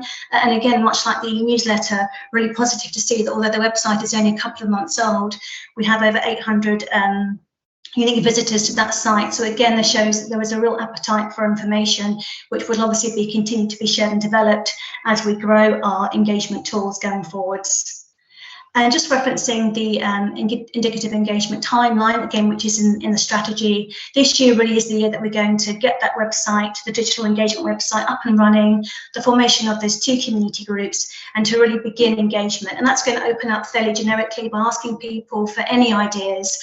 And as the process develops over the next 1.5 to 2 years, I'll be working very closely with planning colleagues to work towards a draft development plan document using all of the input from the community, all of those ideas, which will help shape that DPD, and that will be submitted to the Secretary of State either in late 22 or early 23, at which stage, of course, there will be some more statutory consultation work that will take place. And back now to Councillor King.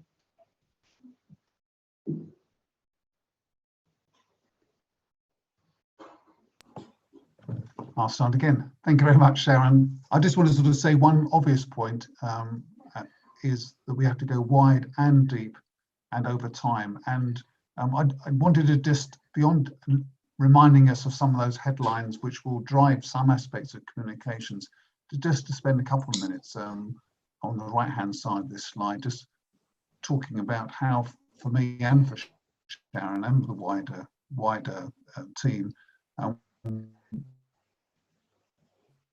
recognising how in a community that feels some threat,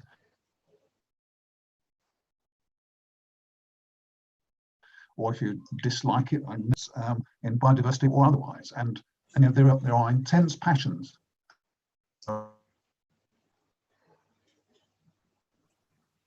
Chair, I don't these subjects. Absolutely Breaking right. up. Really to do professionally. David, you are breaking up slightly there, so no, he's disappeared. Chair, I'm afraid that you and the wider world have to see my hallway. I'm going to sit on the rooftop. All right. That's happened to nobody else in this court, I know. Interesting round of through the keyhole going on here then. Thank you.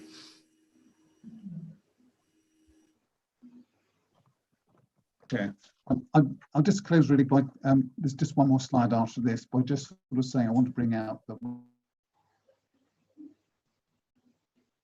we absolutely respect the challenge we've got, knowledge as well of the risk and the challenges of delivery of a garden community. The important thing for us is that we demonstrate from the beginning, wiping the slate as far as we can clean, doing this very differently from how NEGC I think was certainly seen, and if I'm frank, experienced by people like me, and engage wide, far and as deep as we can, and do that pan party with trust and confidence at the front and centre. Next slide, last slide. I think it's just worth also acknowledging that not only will we have these specifics that are listed before, and of course the early work, all of which is instrumental to how a DPD is fundamental to the success, as well as the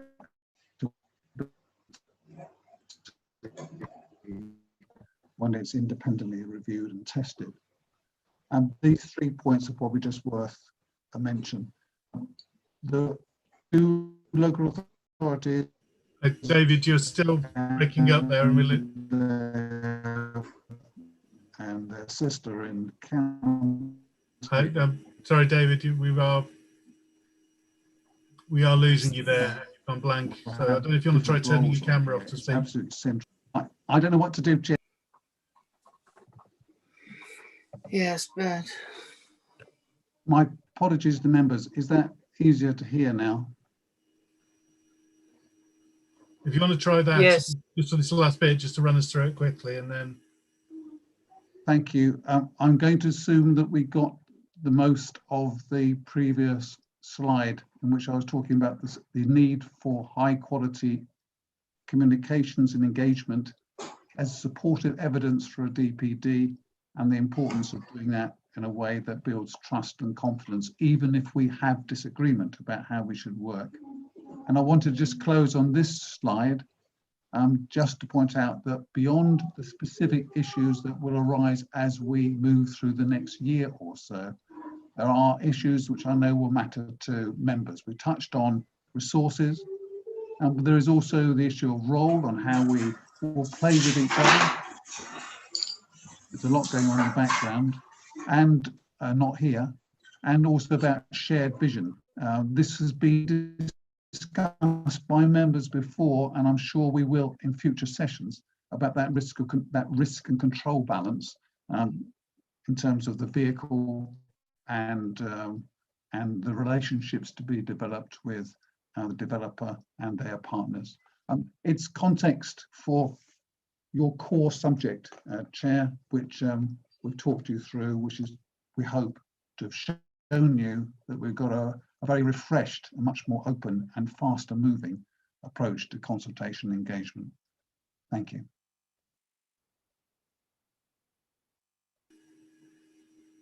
Thank you, Councillor King. Let's wait for that to come back to normal. Yeah, so I should have said earlier, we discussed this before. Councillor King and Councillor Judy Young were willing to come tonight. Unfortunately, Councillor Young had another appointment, so couldn't make it, but did want me to pass on her apologies to the committee. She will, will make an attend at future meetings to discuss this, as she does have the cabinet responsibility for this. I can see 3 hands raised at the present. So Councillor Ellis, then Councillor Willett and Councillor Moore. Thank you, Chairman. I'll be relatively brief. Karen offered at the beginning of the meeting or suggested that we would be having regular updates on the DPD to local plan. I would welcome that. At the end of the day, the inspector said, I mean, that should happen effectively. We've got to adopt this thing, haven't we? At the end of the day, I know we've just been told it'll go to the Secretary of State, which it will, but that it has to go through our process first. I'm sure it will have to. Therefore, I would like regular updates so I understand exactly what's going on with it and to make sure that we're doing everything that we should be doing. Transparency, David, I'm really pleased to hear from both of you. Hopefully not paying lip service to it this time, because it was last time, and actually genuine transparency would be greatly appreciated. I'm delighted to see that my group leader, I know, is involved in some shape or form. Not sure how involved yet, but I'll have a discussion with him. But it's good to know that his voice is being listened to, or will be listened to. Interesting that you're trying to distance yourself from what's gone before with NEGC. I wonder what you think. Perhaps you'd like to expand, perhaps you wouldn't this evening, but you can at some point expand on where you think they went wrong or it went wrong, and how you can do it better and expect to be doing it better. You've said this evening that it will be better. So I'd like to know how, if you can explain to me how it's going to be better and what you're doing differently. We've spent an awful lot of money on this already. Everyone's aware of that. Have we lost that? Is some of it captured? Have we captured some real positives from the money that we spent? Perhaps we could learn. I'm not expecting you to be able to give me that this evening, but what we have, what expenditure we've made has been really positive and has been useful, and maybe where it hasn't been so useful. We need to. I've asked for an inquiry into the local plan. We've spent an awful lot of money on this thing. We need to learn lessons from it. I'm sure you would agree with that, as other members here will. Some members haven't been here on this committee for very long. I've been here on far too long, really. But I think the continuity is useful through the process. But there are some lessons that we do need to learn from this, and I hope that we will do so. We're just interested to hear from you, David, where you think that we might have made mistakes in the past and how you're going to put them right this time. Thank you. I'll come back to you when we've had them all day, rather than bouncing back and forth. It's easier to take one block. So, Councillor Willett. Chairman, I certainly welcome the procedures that were outlined in the general run through on engagement and consultation with the public, because it's so important that we do carry the public with us. I make a sort of a generalized statement which may or may not apply into local plans, and that is local authorities, when they talk about consultation, generally see that as telling the public what they have decided and are going to steamroller through. When, however, you speak to the general public and the sort of people we saw addressing us earlier on in this meeting, people who have the environment and the way things develop very close to their heart, it becomes their whole way of life, they have a completely different view of consultation engagement. They expect the local authority to actually listen to what they're saying, and not only to listen to what they're saying on matters of viability and ecology, but they actually expect the local authority to change its direction where the point has been well argued and proven by the public. And we see from the range of expertise on environmental matters, just look at the speakers we have this evening, that all the knowledge about this subject is not contained in the officer corps, it's also spread out into the community. So I hope that on this occasion, when we talk about engagement and consultation. We're talking about really listening to what people want out of part 2 of the local plan, what is acceptable to the local people. And if that differs from what the authority has in its mind at the moment, that we will actually see significant changes taking place to our direction, albeit that it has to be within the statutory guidelines, which have already been explained to us. And I think some of our views, of course, will have been warped to an extent by the previous relationship with NEGC, where our views were just listened to, then totally ignored. And it wasn't until we had a planning inspector who was listening to us that all the things we wanted taking out and said were wrong were then redlined out of the part 1 of the plan. And I sincerely hope, Chairman, that that sort of situation never ever occurs again in this authority, and that when we say we are going to engage with the public, and when we say we're going to consult with them, we really mean that. We're going to listen to what they say, we're going to take on board their views, and to the extent that it can be done within the national framework and what has been agreed in part 1, that there will be a proper dialogue leading to action which everyone can buy into, rather than the authority just being dictatorial. And I hope from what we've been told this evening that we see a new way of doing things, and that the mistakes of the past will not be repeated. Thank you. Thank you. Councillor Moore. Thank you. A lot of what Councillor Willits has just said so clearly was the subject of my first point, so I won't go over that again.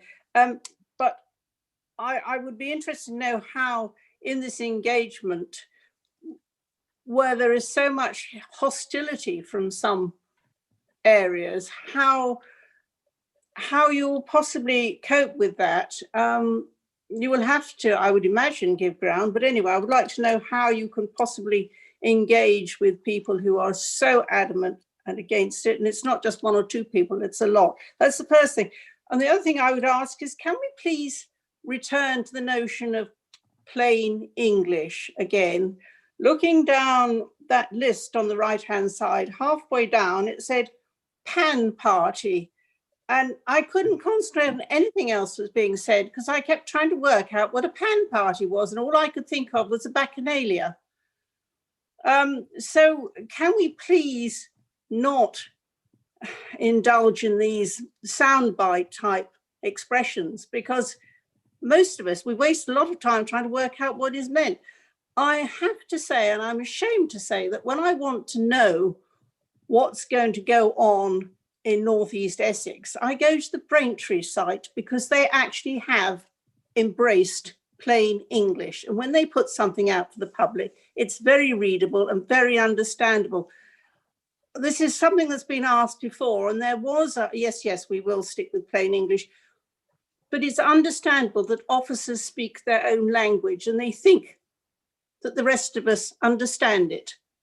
We don't understand it, and certainly the public don't understand it. So I know it's an effort to think like Joe Public, but if you want to engage, you need to do that. Thank you. Thank you, Councillor Bourne.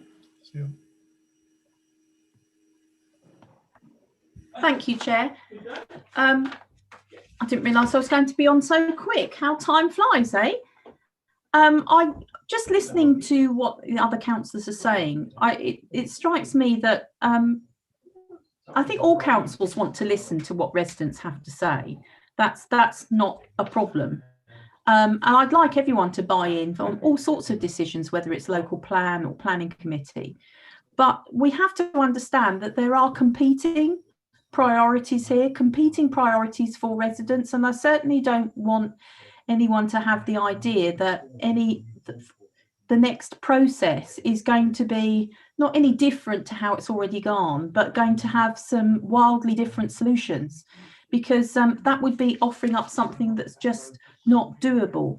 So I think, lots of us have been councillors for many, many years, and we can have people, residents on the same street, that have wildly opposing views about what should happen in their own neighbourhood, and it's about finding a match between them. But sometimes that just isn't possible, and one group is going to be understandably disappointed and another group are going to be joyous over it. So I think there has to be, it's not even about compromise, there has to be an understanding that what local authorities can do with any published national framework is, even if a local authority wants to change something, is just not possible. And we've seen that at planning before, and we've had appeals taken to planning, even though, you know, it's been unanimously decided on the planning committee that something is not to be going ahead, then that's been overturned on appeal.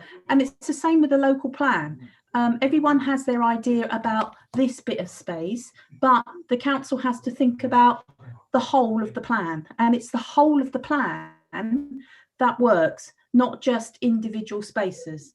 And I think that's important, and that's why I welcome and thank you, Councillor Ellis, for us to put an idea of a summary of what the local plan can do, and really also what the local plan can't do, because we all read reams of documents, and we heard Councillor Moore at the beginning say how tricky that is on a tablet device.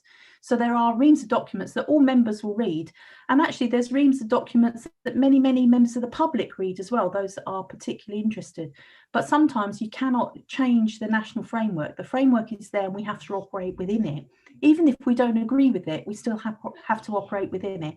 And we hope that by lobbying various people that parts of it get changed eventually. So I'm hopeful going forward, and I thank you very much, Councillor King, and to Sharon Carter as well for making the invisible visible. Thank you, Councillor Bourne. Right, it is 8 o'clock now, but I think I'll ask Councillor King to respond, and then I don't see any new hands up, but there are some still. Councillor Ellis.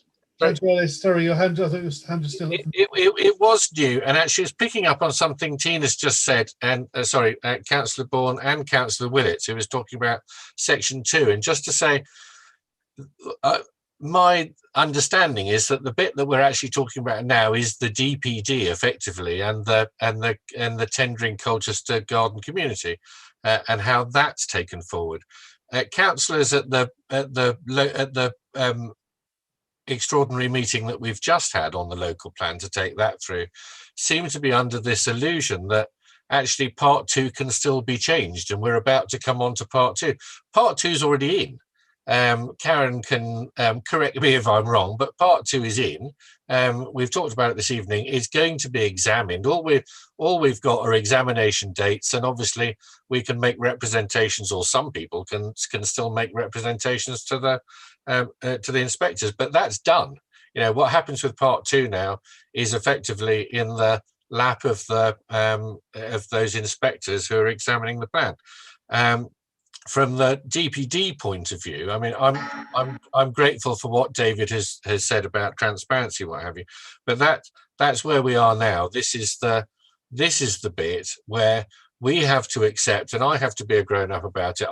I said at the council meeting I wasn't keen on Colchester or tendering Colchester Borders garden community.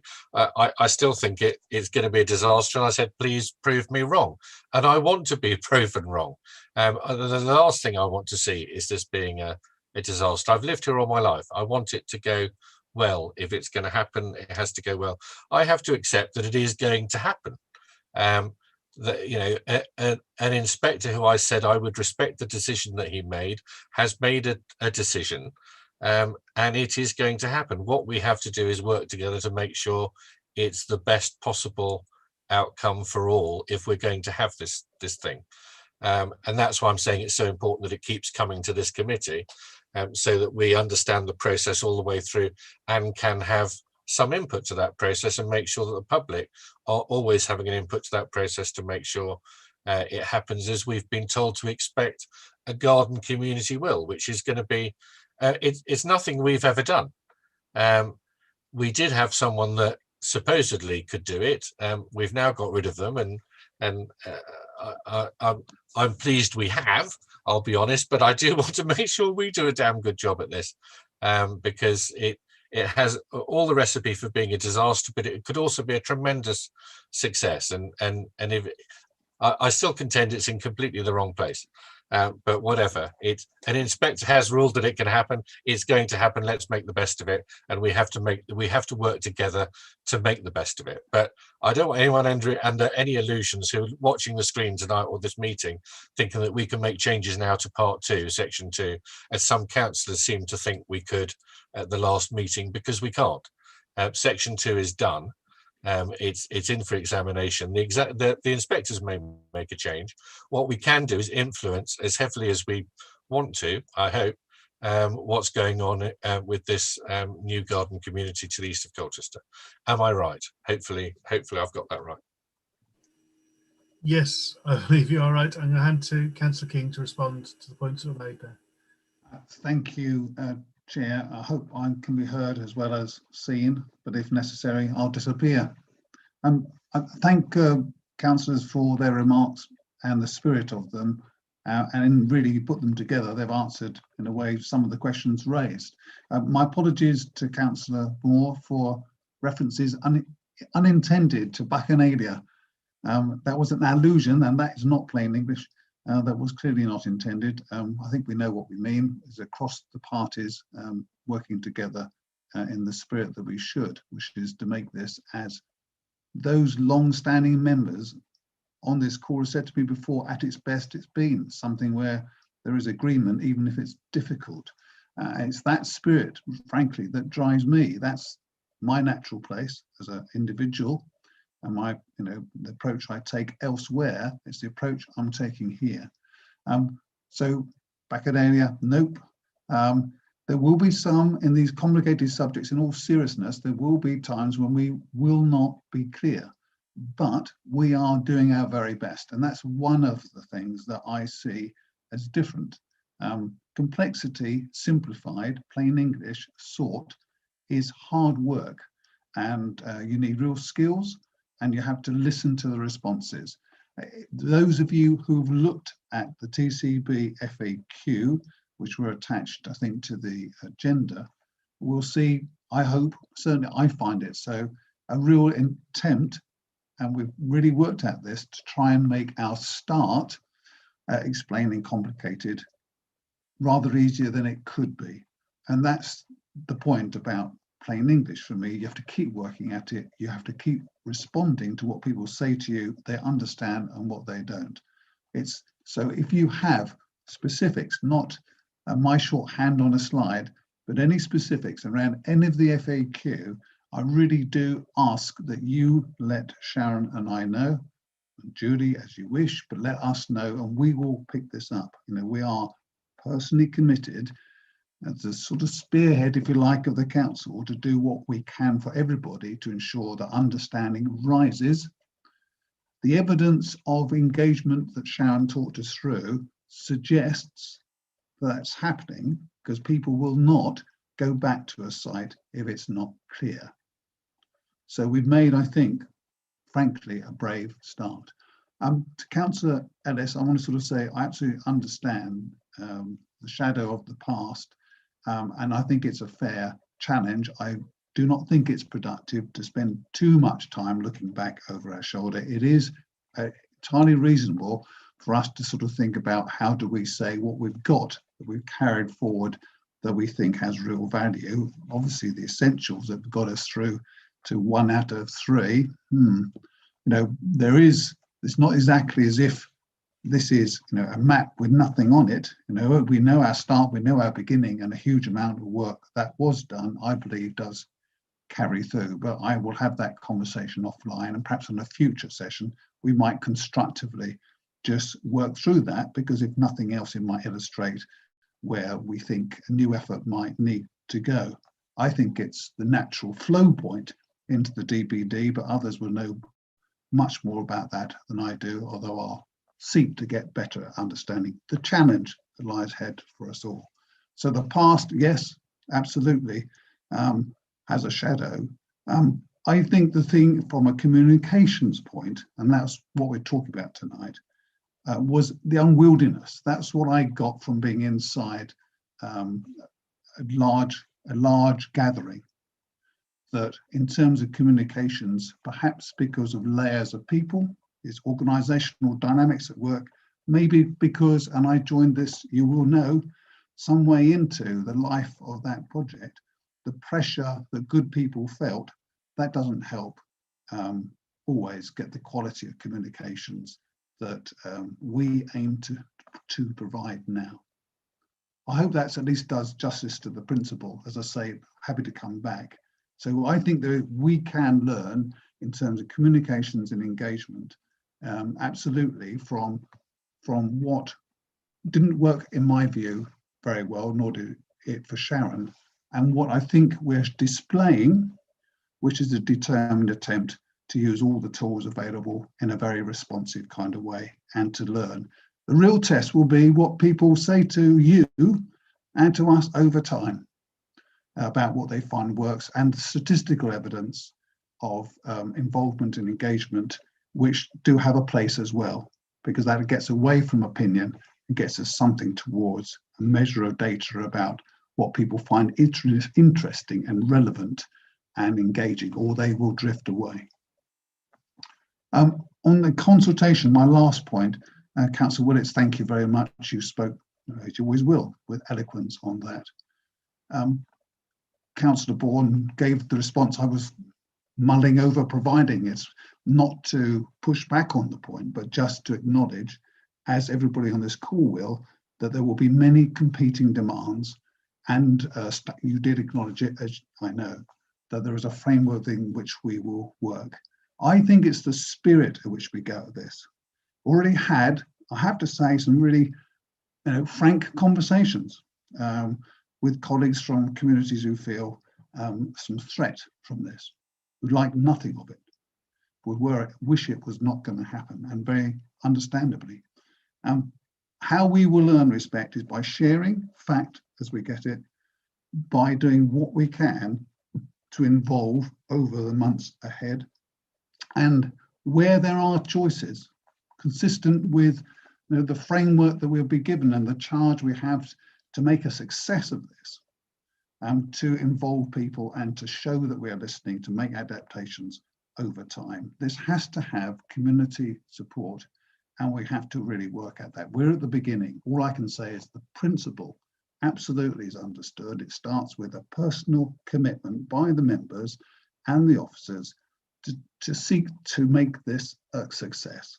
And fundamental to that is accepting that the past doesn't help that much here. What we have is an obligation to deliver this, which we must and can only do through community involvement. It's going to be step by step, engagement by engagement, making a success of each of those rounds of discussion, all that comes to us and all that we can take on board. And I can only promise that we're committed to doing that smartly, openly, and as transparent as we can be. That's our best hope of being successful, lies in that style and approach, which will mean that people may never agree, but they may trust the sincerity of the approach, and that we're taking judgments in favour of established communities and those who are impacted where we've been able to do that.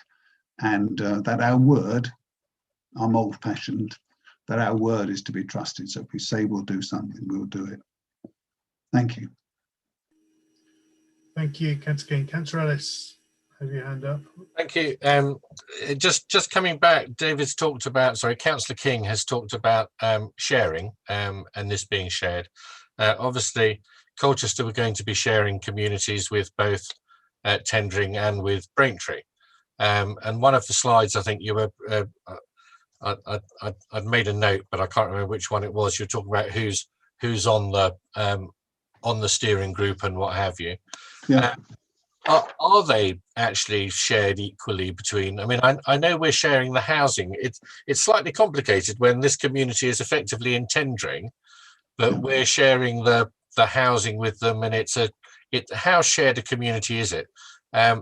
for instance, a steering group, have we got equal number of, I couldn't remember whether we had an equal number of officers on the steering group as tendering have, for instance, as well as councillors. Is that something that we have managed to thrash out and made sure that it's actually, we've got some real equality in this, if we're putting the same amount of money in? Obviously, if we're not spending as much money on this community as tendering is, then maybe we don't have as many people representing Colchester. But if we are, then I'd want to make sure that we're represented completely evenly. David, thank you. Thank you, Jeff. I may answer. There's a slightly longer list, but that isn't really the point. The point is, as you'd expect, our officers will play for that equality of treatment and opportunity to influence and shape what happens. I have absolutely no doubt at all that is how it's going to be. We've got very good, very senior people deeply involved in this, and people will come and people will go, but there's nothing in the way it's shaped to give any other authority, I want to use it neutrally, more voice than us. It could only work if we, from the beginning, and I think after a month, after a couple of conversations, I think we kind of got ourselves all a bit comfortable, because some of the trust that was lost, let's be frank, was from tendering towards us. There I go, mentioning a local authority. So there is nothing in the structure, nothing in the way in which officers are working that leads me to think that we've got anything other than the right kind of shared take on what we need to do. But there are conversations that lie ahead, which I can't say I know for absolute certainty how they will go, because they're not about voting share. They'll be about different aspects and views on risk and reward and shaping the project. All of that lies ahead, but there's nothing institutionally other than 3 local authorities going at this very fair-mindedly. Equality. Okay, and we've got 3 authorities, and that you're talking about Essex as one of those authorities, rather than Braintree, obviously. No, not Braintree. My apologies if that wasn't clear. It was on the slide. So obviously the 2 planning authorities are tendering. For those who are listening, tendering and Colchester, the planning authorities, we will have to, both of us, agree to this for this to work. I get that, and sorry, through you, Chairman, but just because it is on this point, you said it's not on voting, as in how is this actually working? Sort of, is there, have we sorted out a model yet for this, as in the decision-making process, David? If it's a shared community, are our officers and councillors, have we an equal say? Who's the arbiter if we disagree and you've got a 50-50 split of disagreement? Is there a chairman of this steering group who has a casting vote? I'm just interested. This is right at the beginning of the process, but it's also the point of the process. You need to thrash all of this out to make sure that those rules are set by which you can then take it forward. I assume that's how I would want to do it anyway. And it's how I would want to do it. Take your counsel on this. Is how we will want to do it. As I say, remember, it's early days. Formalities of governance lie ahead of us, and I including that really important thing about the eventual shape and nature of the development, because there are some choices which we've rehearsed elsewhere, a year or 2 ago. Here, where we are now, it's a work of equal partners, and that's the spirit that we should work in. We have to agree, and we are. There aren't issues yet. We'll have to have, and we'll have to work through the model in detail and sign to it, won't we?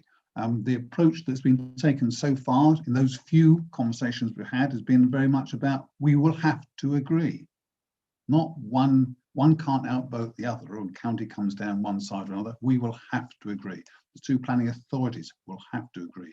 The members on that steering group, that formality of governance to come, will have to agree. That's the approach. We'll need to get that obviously locked down, but it's the spirit of these things that really does matter in the early days. It's the right one. Councillor Willits.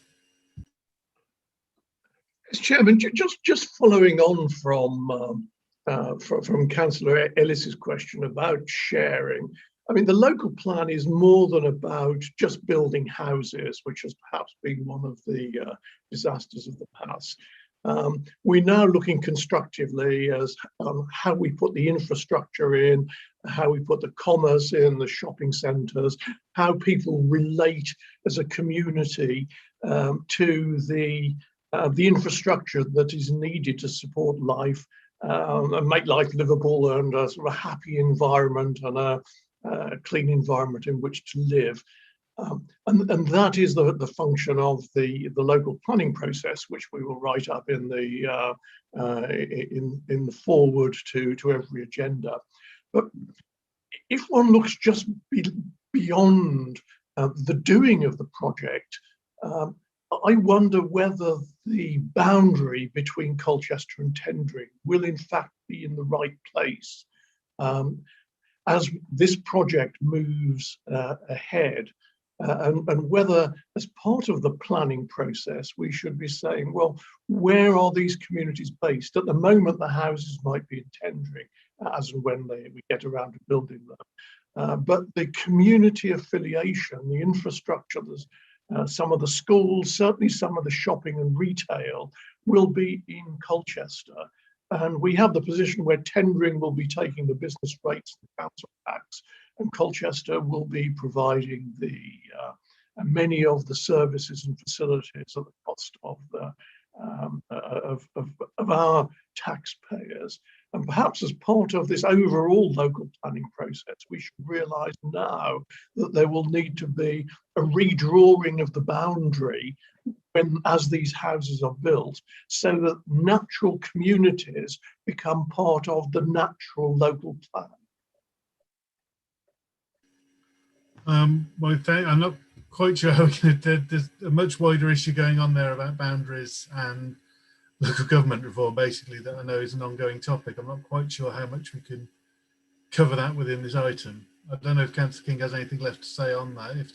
If it has been discussed, I don't think we're really in the mood for the philosophical discussion on that this evening. I think that's one of the peaks I'm looking forward to clambering up, Councillor Willits. The administrative boundaries, we all know the difficulties of changing those, and there will be oddities, as there are now, about where services start and end. Different sides of Ipswich Road is one of the examples we're aware of. I think that what the higher picture, and I think where there has to be a real understanding, is that this will work for TCB. God, we need a new title, don't we? For the garden community as what will be a very distinctive community inside two local authorities boundary. That's back to the stewardship model and the way in which that'll have to be worked out between the local authorities established and a new community. This is a 30-year, odd development. So it's absolutely a fair point. It's not one that we've dealt with in any detail. It goes back to the fact it is what it is. We're committed to making a success of it for all the reasons we know. Ideal or not in location, it is where it is, and success depends on all of the parties being clear that the administrative boundary is not the issue. The real focus has to be about how to deliver this well to garden community principles and make it work, make it a success rather than otherwise. Okay, thank you, Councillor King. I think the hands up are still lingering from your earlier interventions. I don't see any other councillors wishing to comment or question on this matter. So, find my notes. We are just asked to, the recommendation is that we just to note the update. There's no actual commitments or recommendations to adopt. There have been a couple of things come out of that specifically about the agenda, which I'm sure the officers will pick up on. I don't think there is any necessity for a vote, as we are just noting this. So can we agree to note that? I'm seeing general rhythmic nodding of heads. Okay, we've only got one item left, but I'm aware I need a break very briefly. So can I suggest we take a quick comfort break and come back in 5 minutes?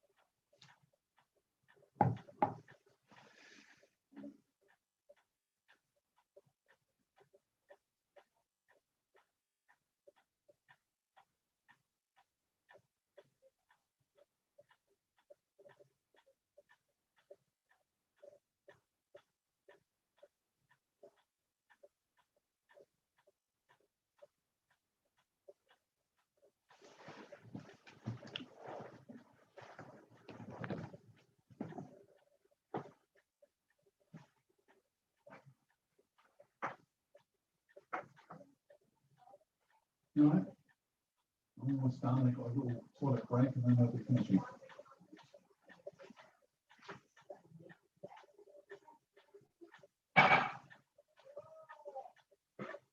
He's had a lovely day with you today, hasn't he?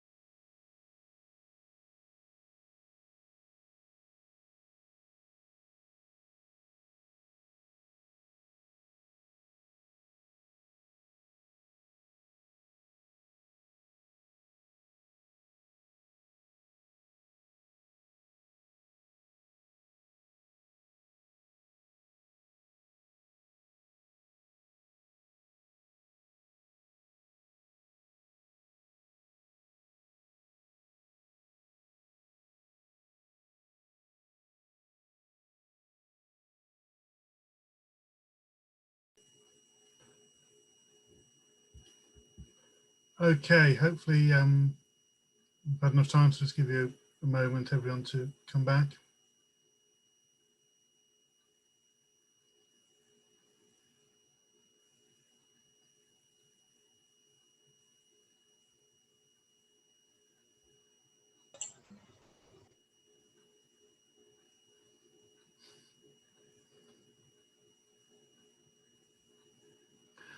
Okay, that's the important important persons here.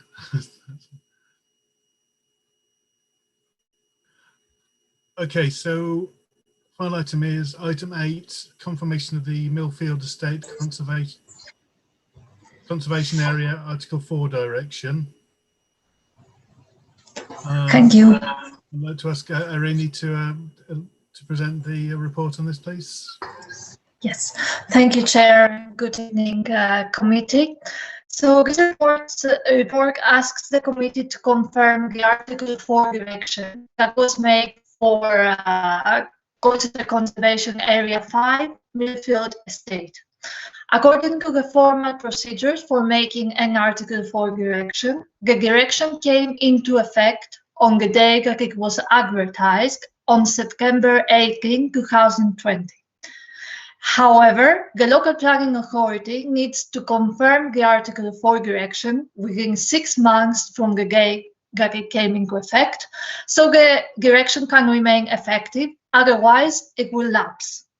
So this report described the publicity process that was carried out in order to advertise the Article 4 direction, as well as the public consultation, which was required before the direction could be confirmed.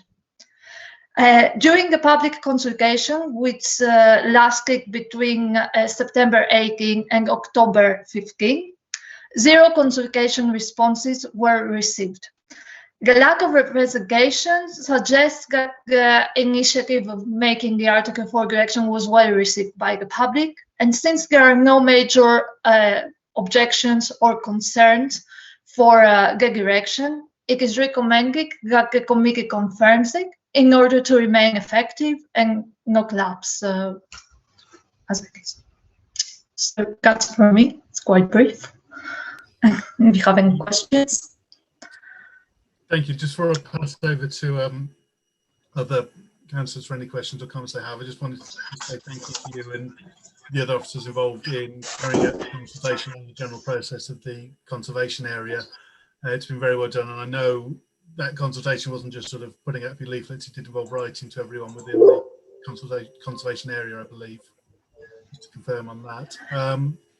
So yeah, the fact we've had no objections or reservations on this is, I think, a good sign that we have brought the public along with this process.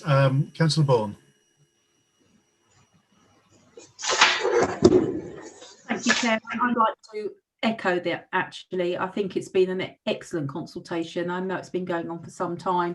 I know that the residents in that area are very proud of where they live and the environmental considerations the conservation area will take into account in order to keep the street scene as it is and as it should remain. Thank you. Thank you. Is there anyone else with any comments or questions on this report? Councillor Ellis.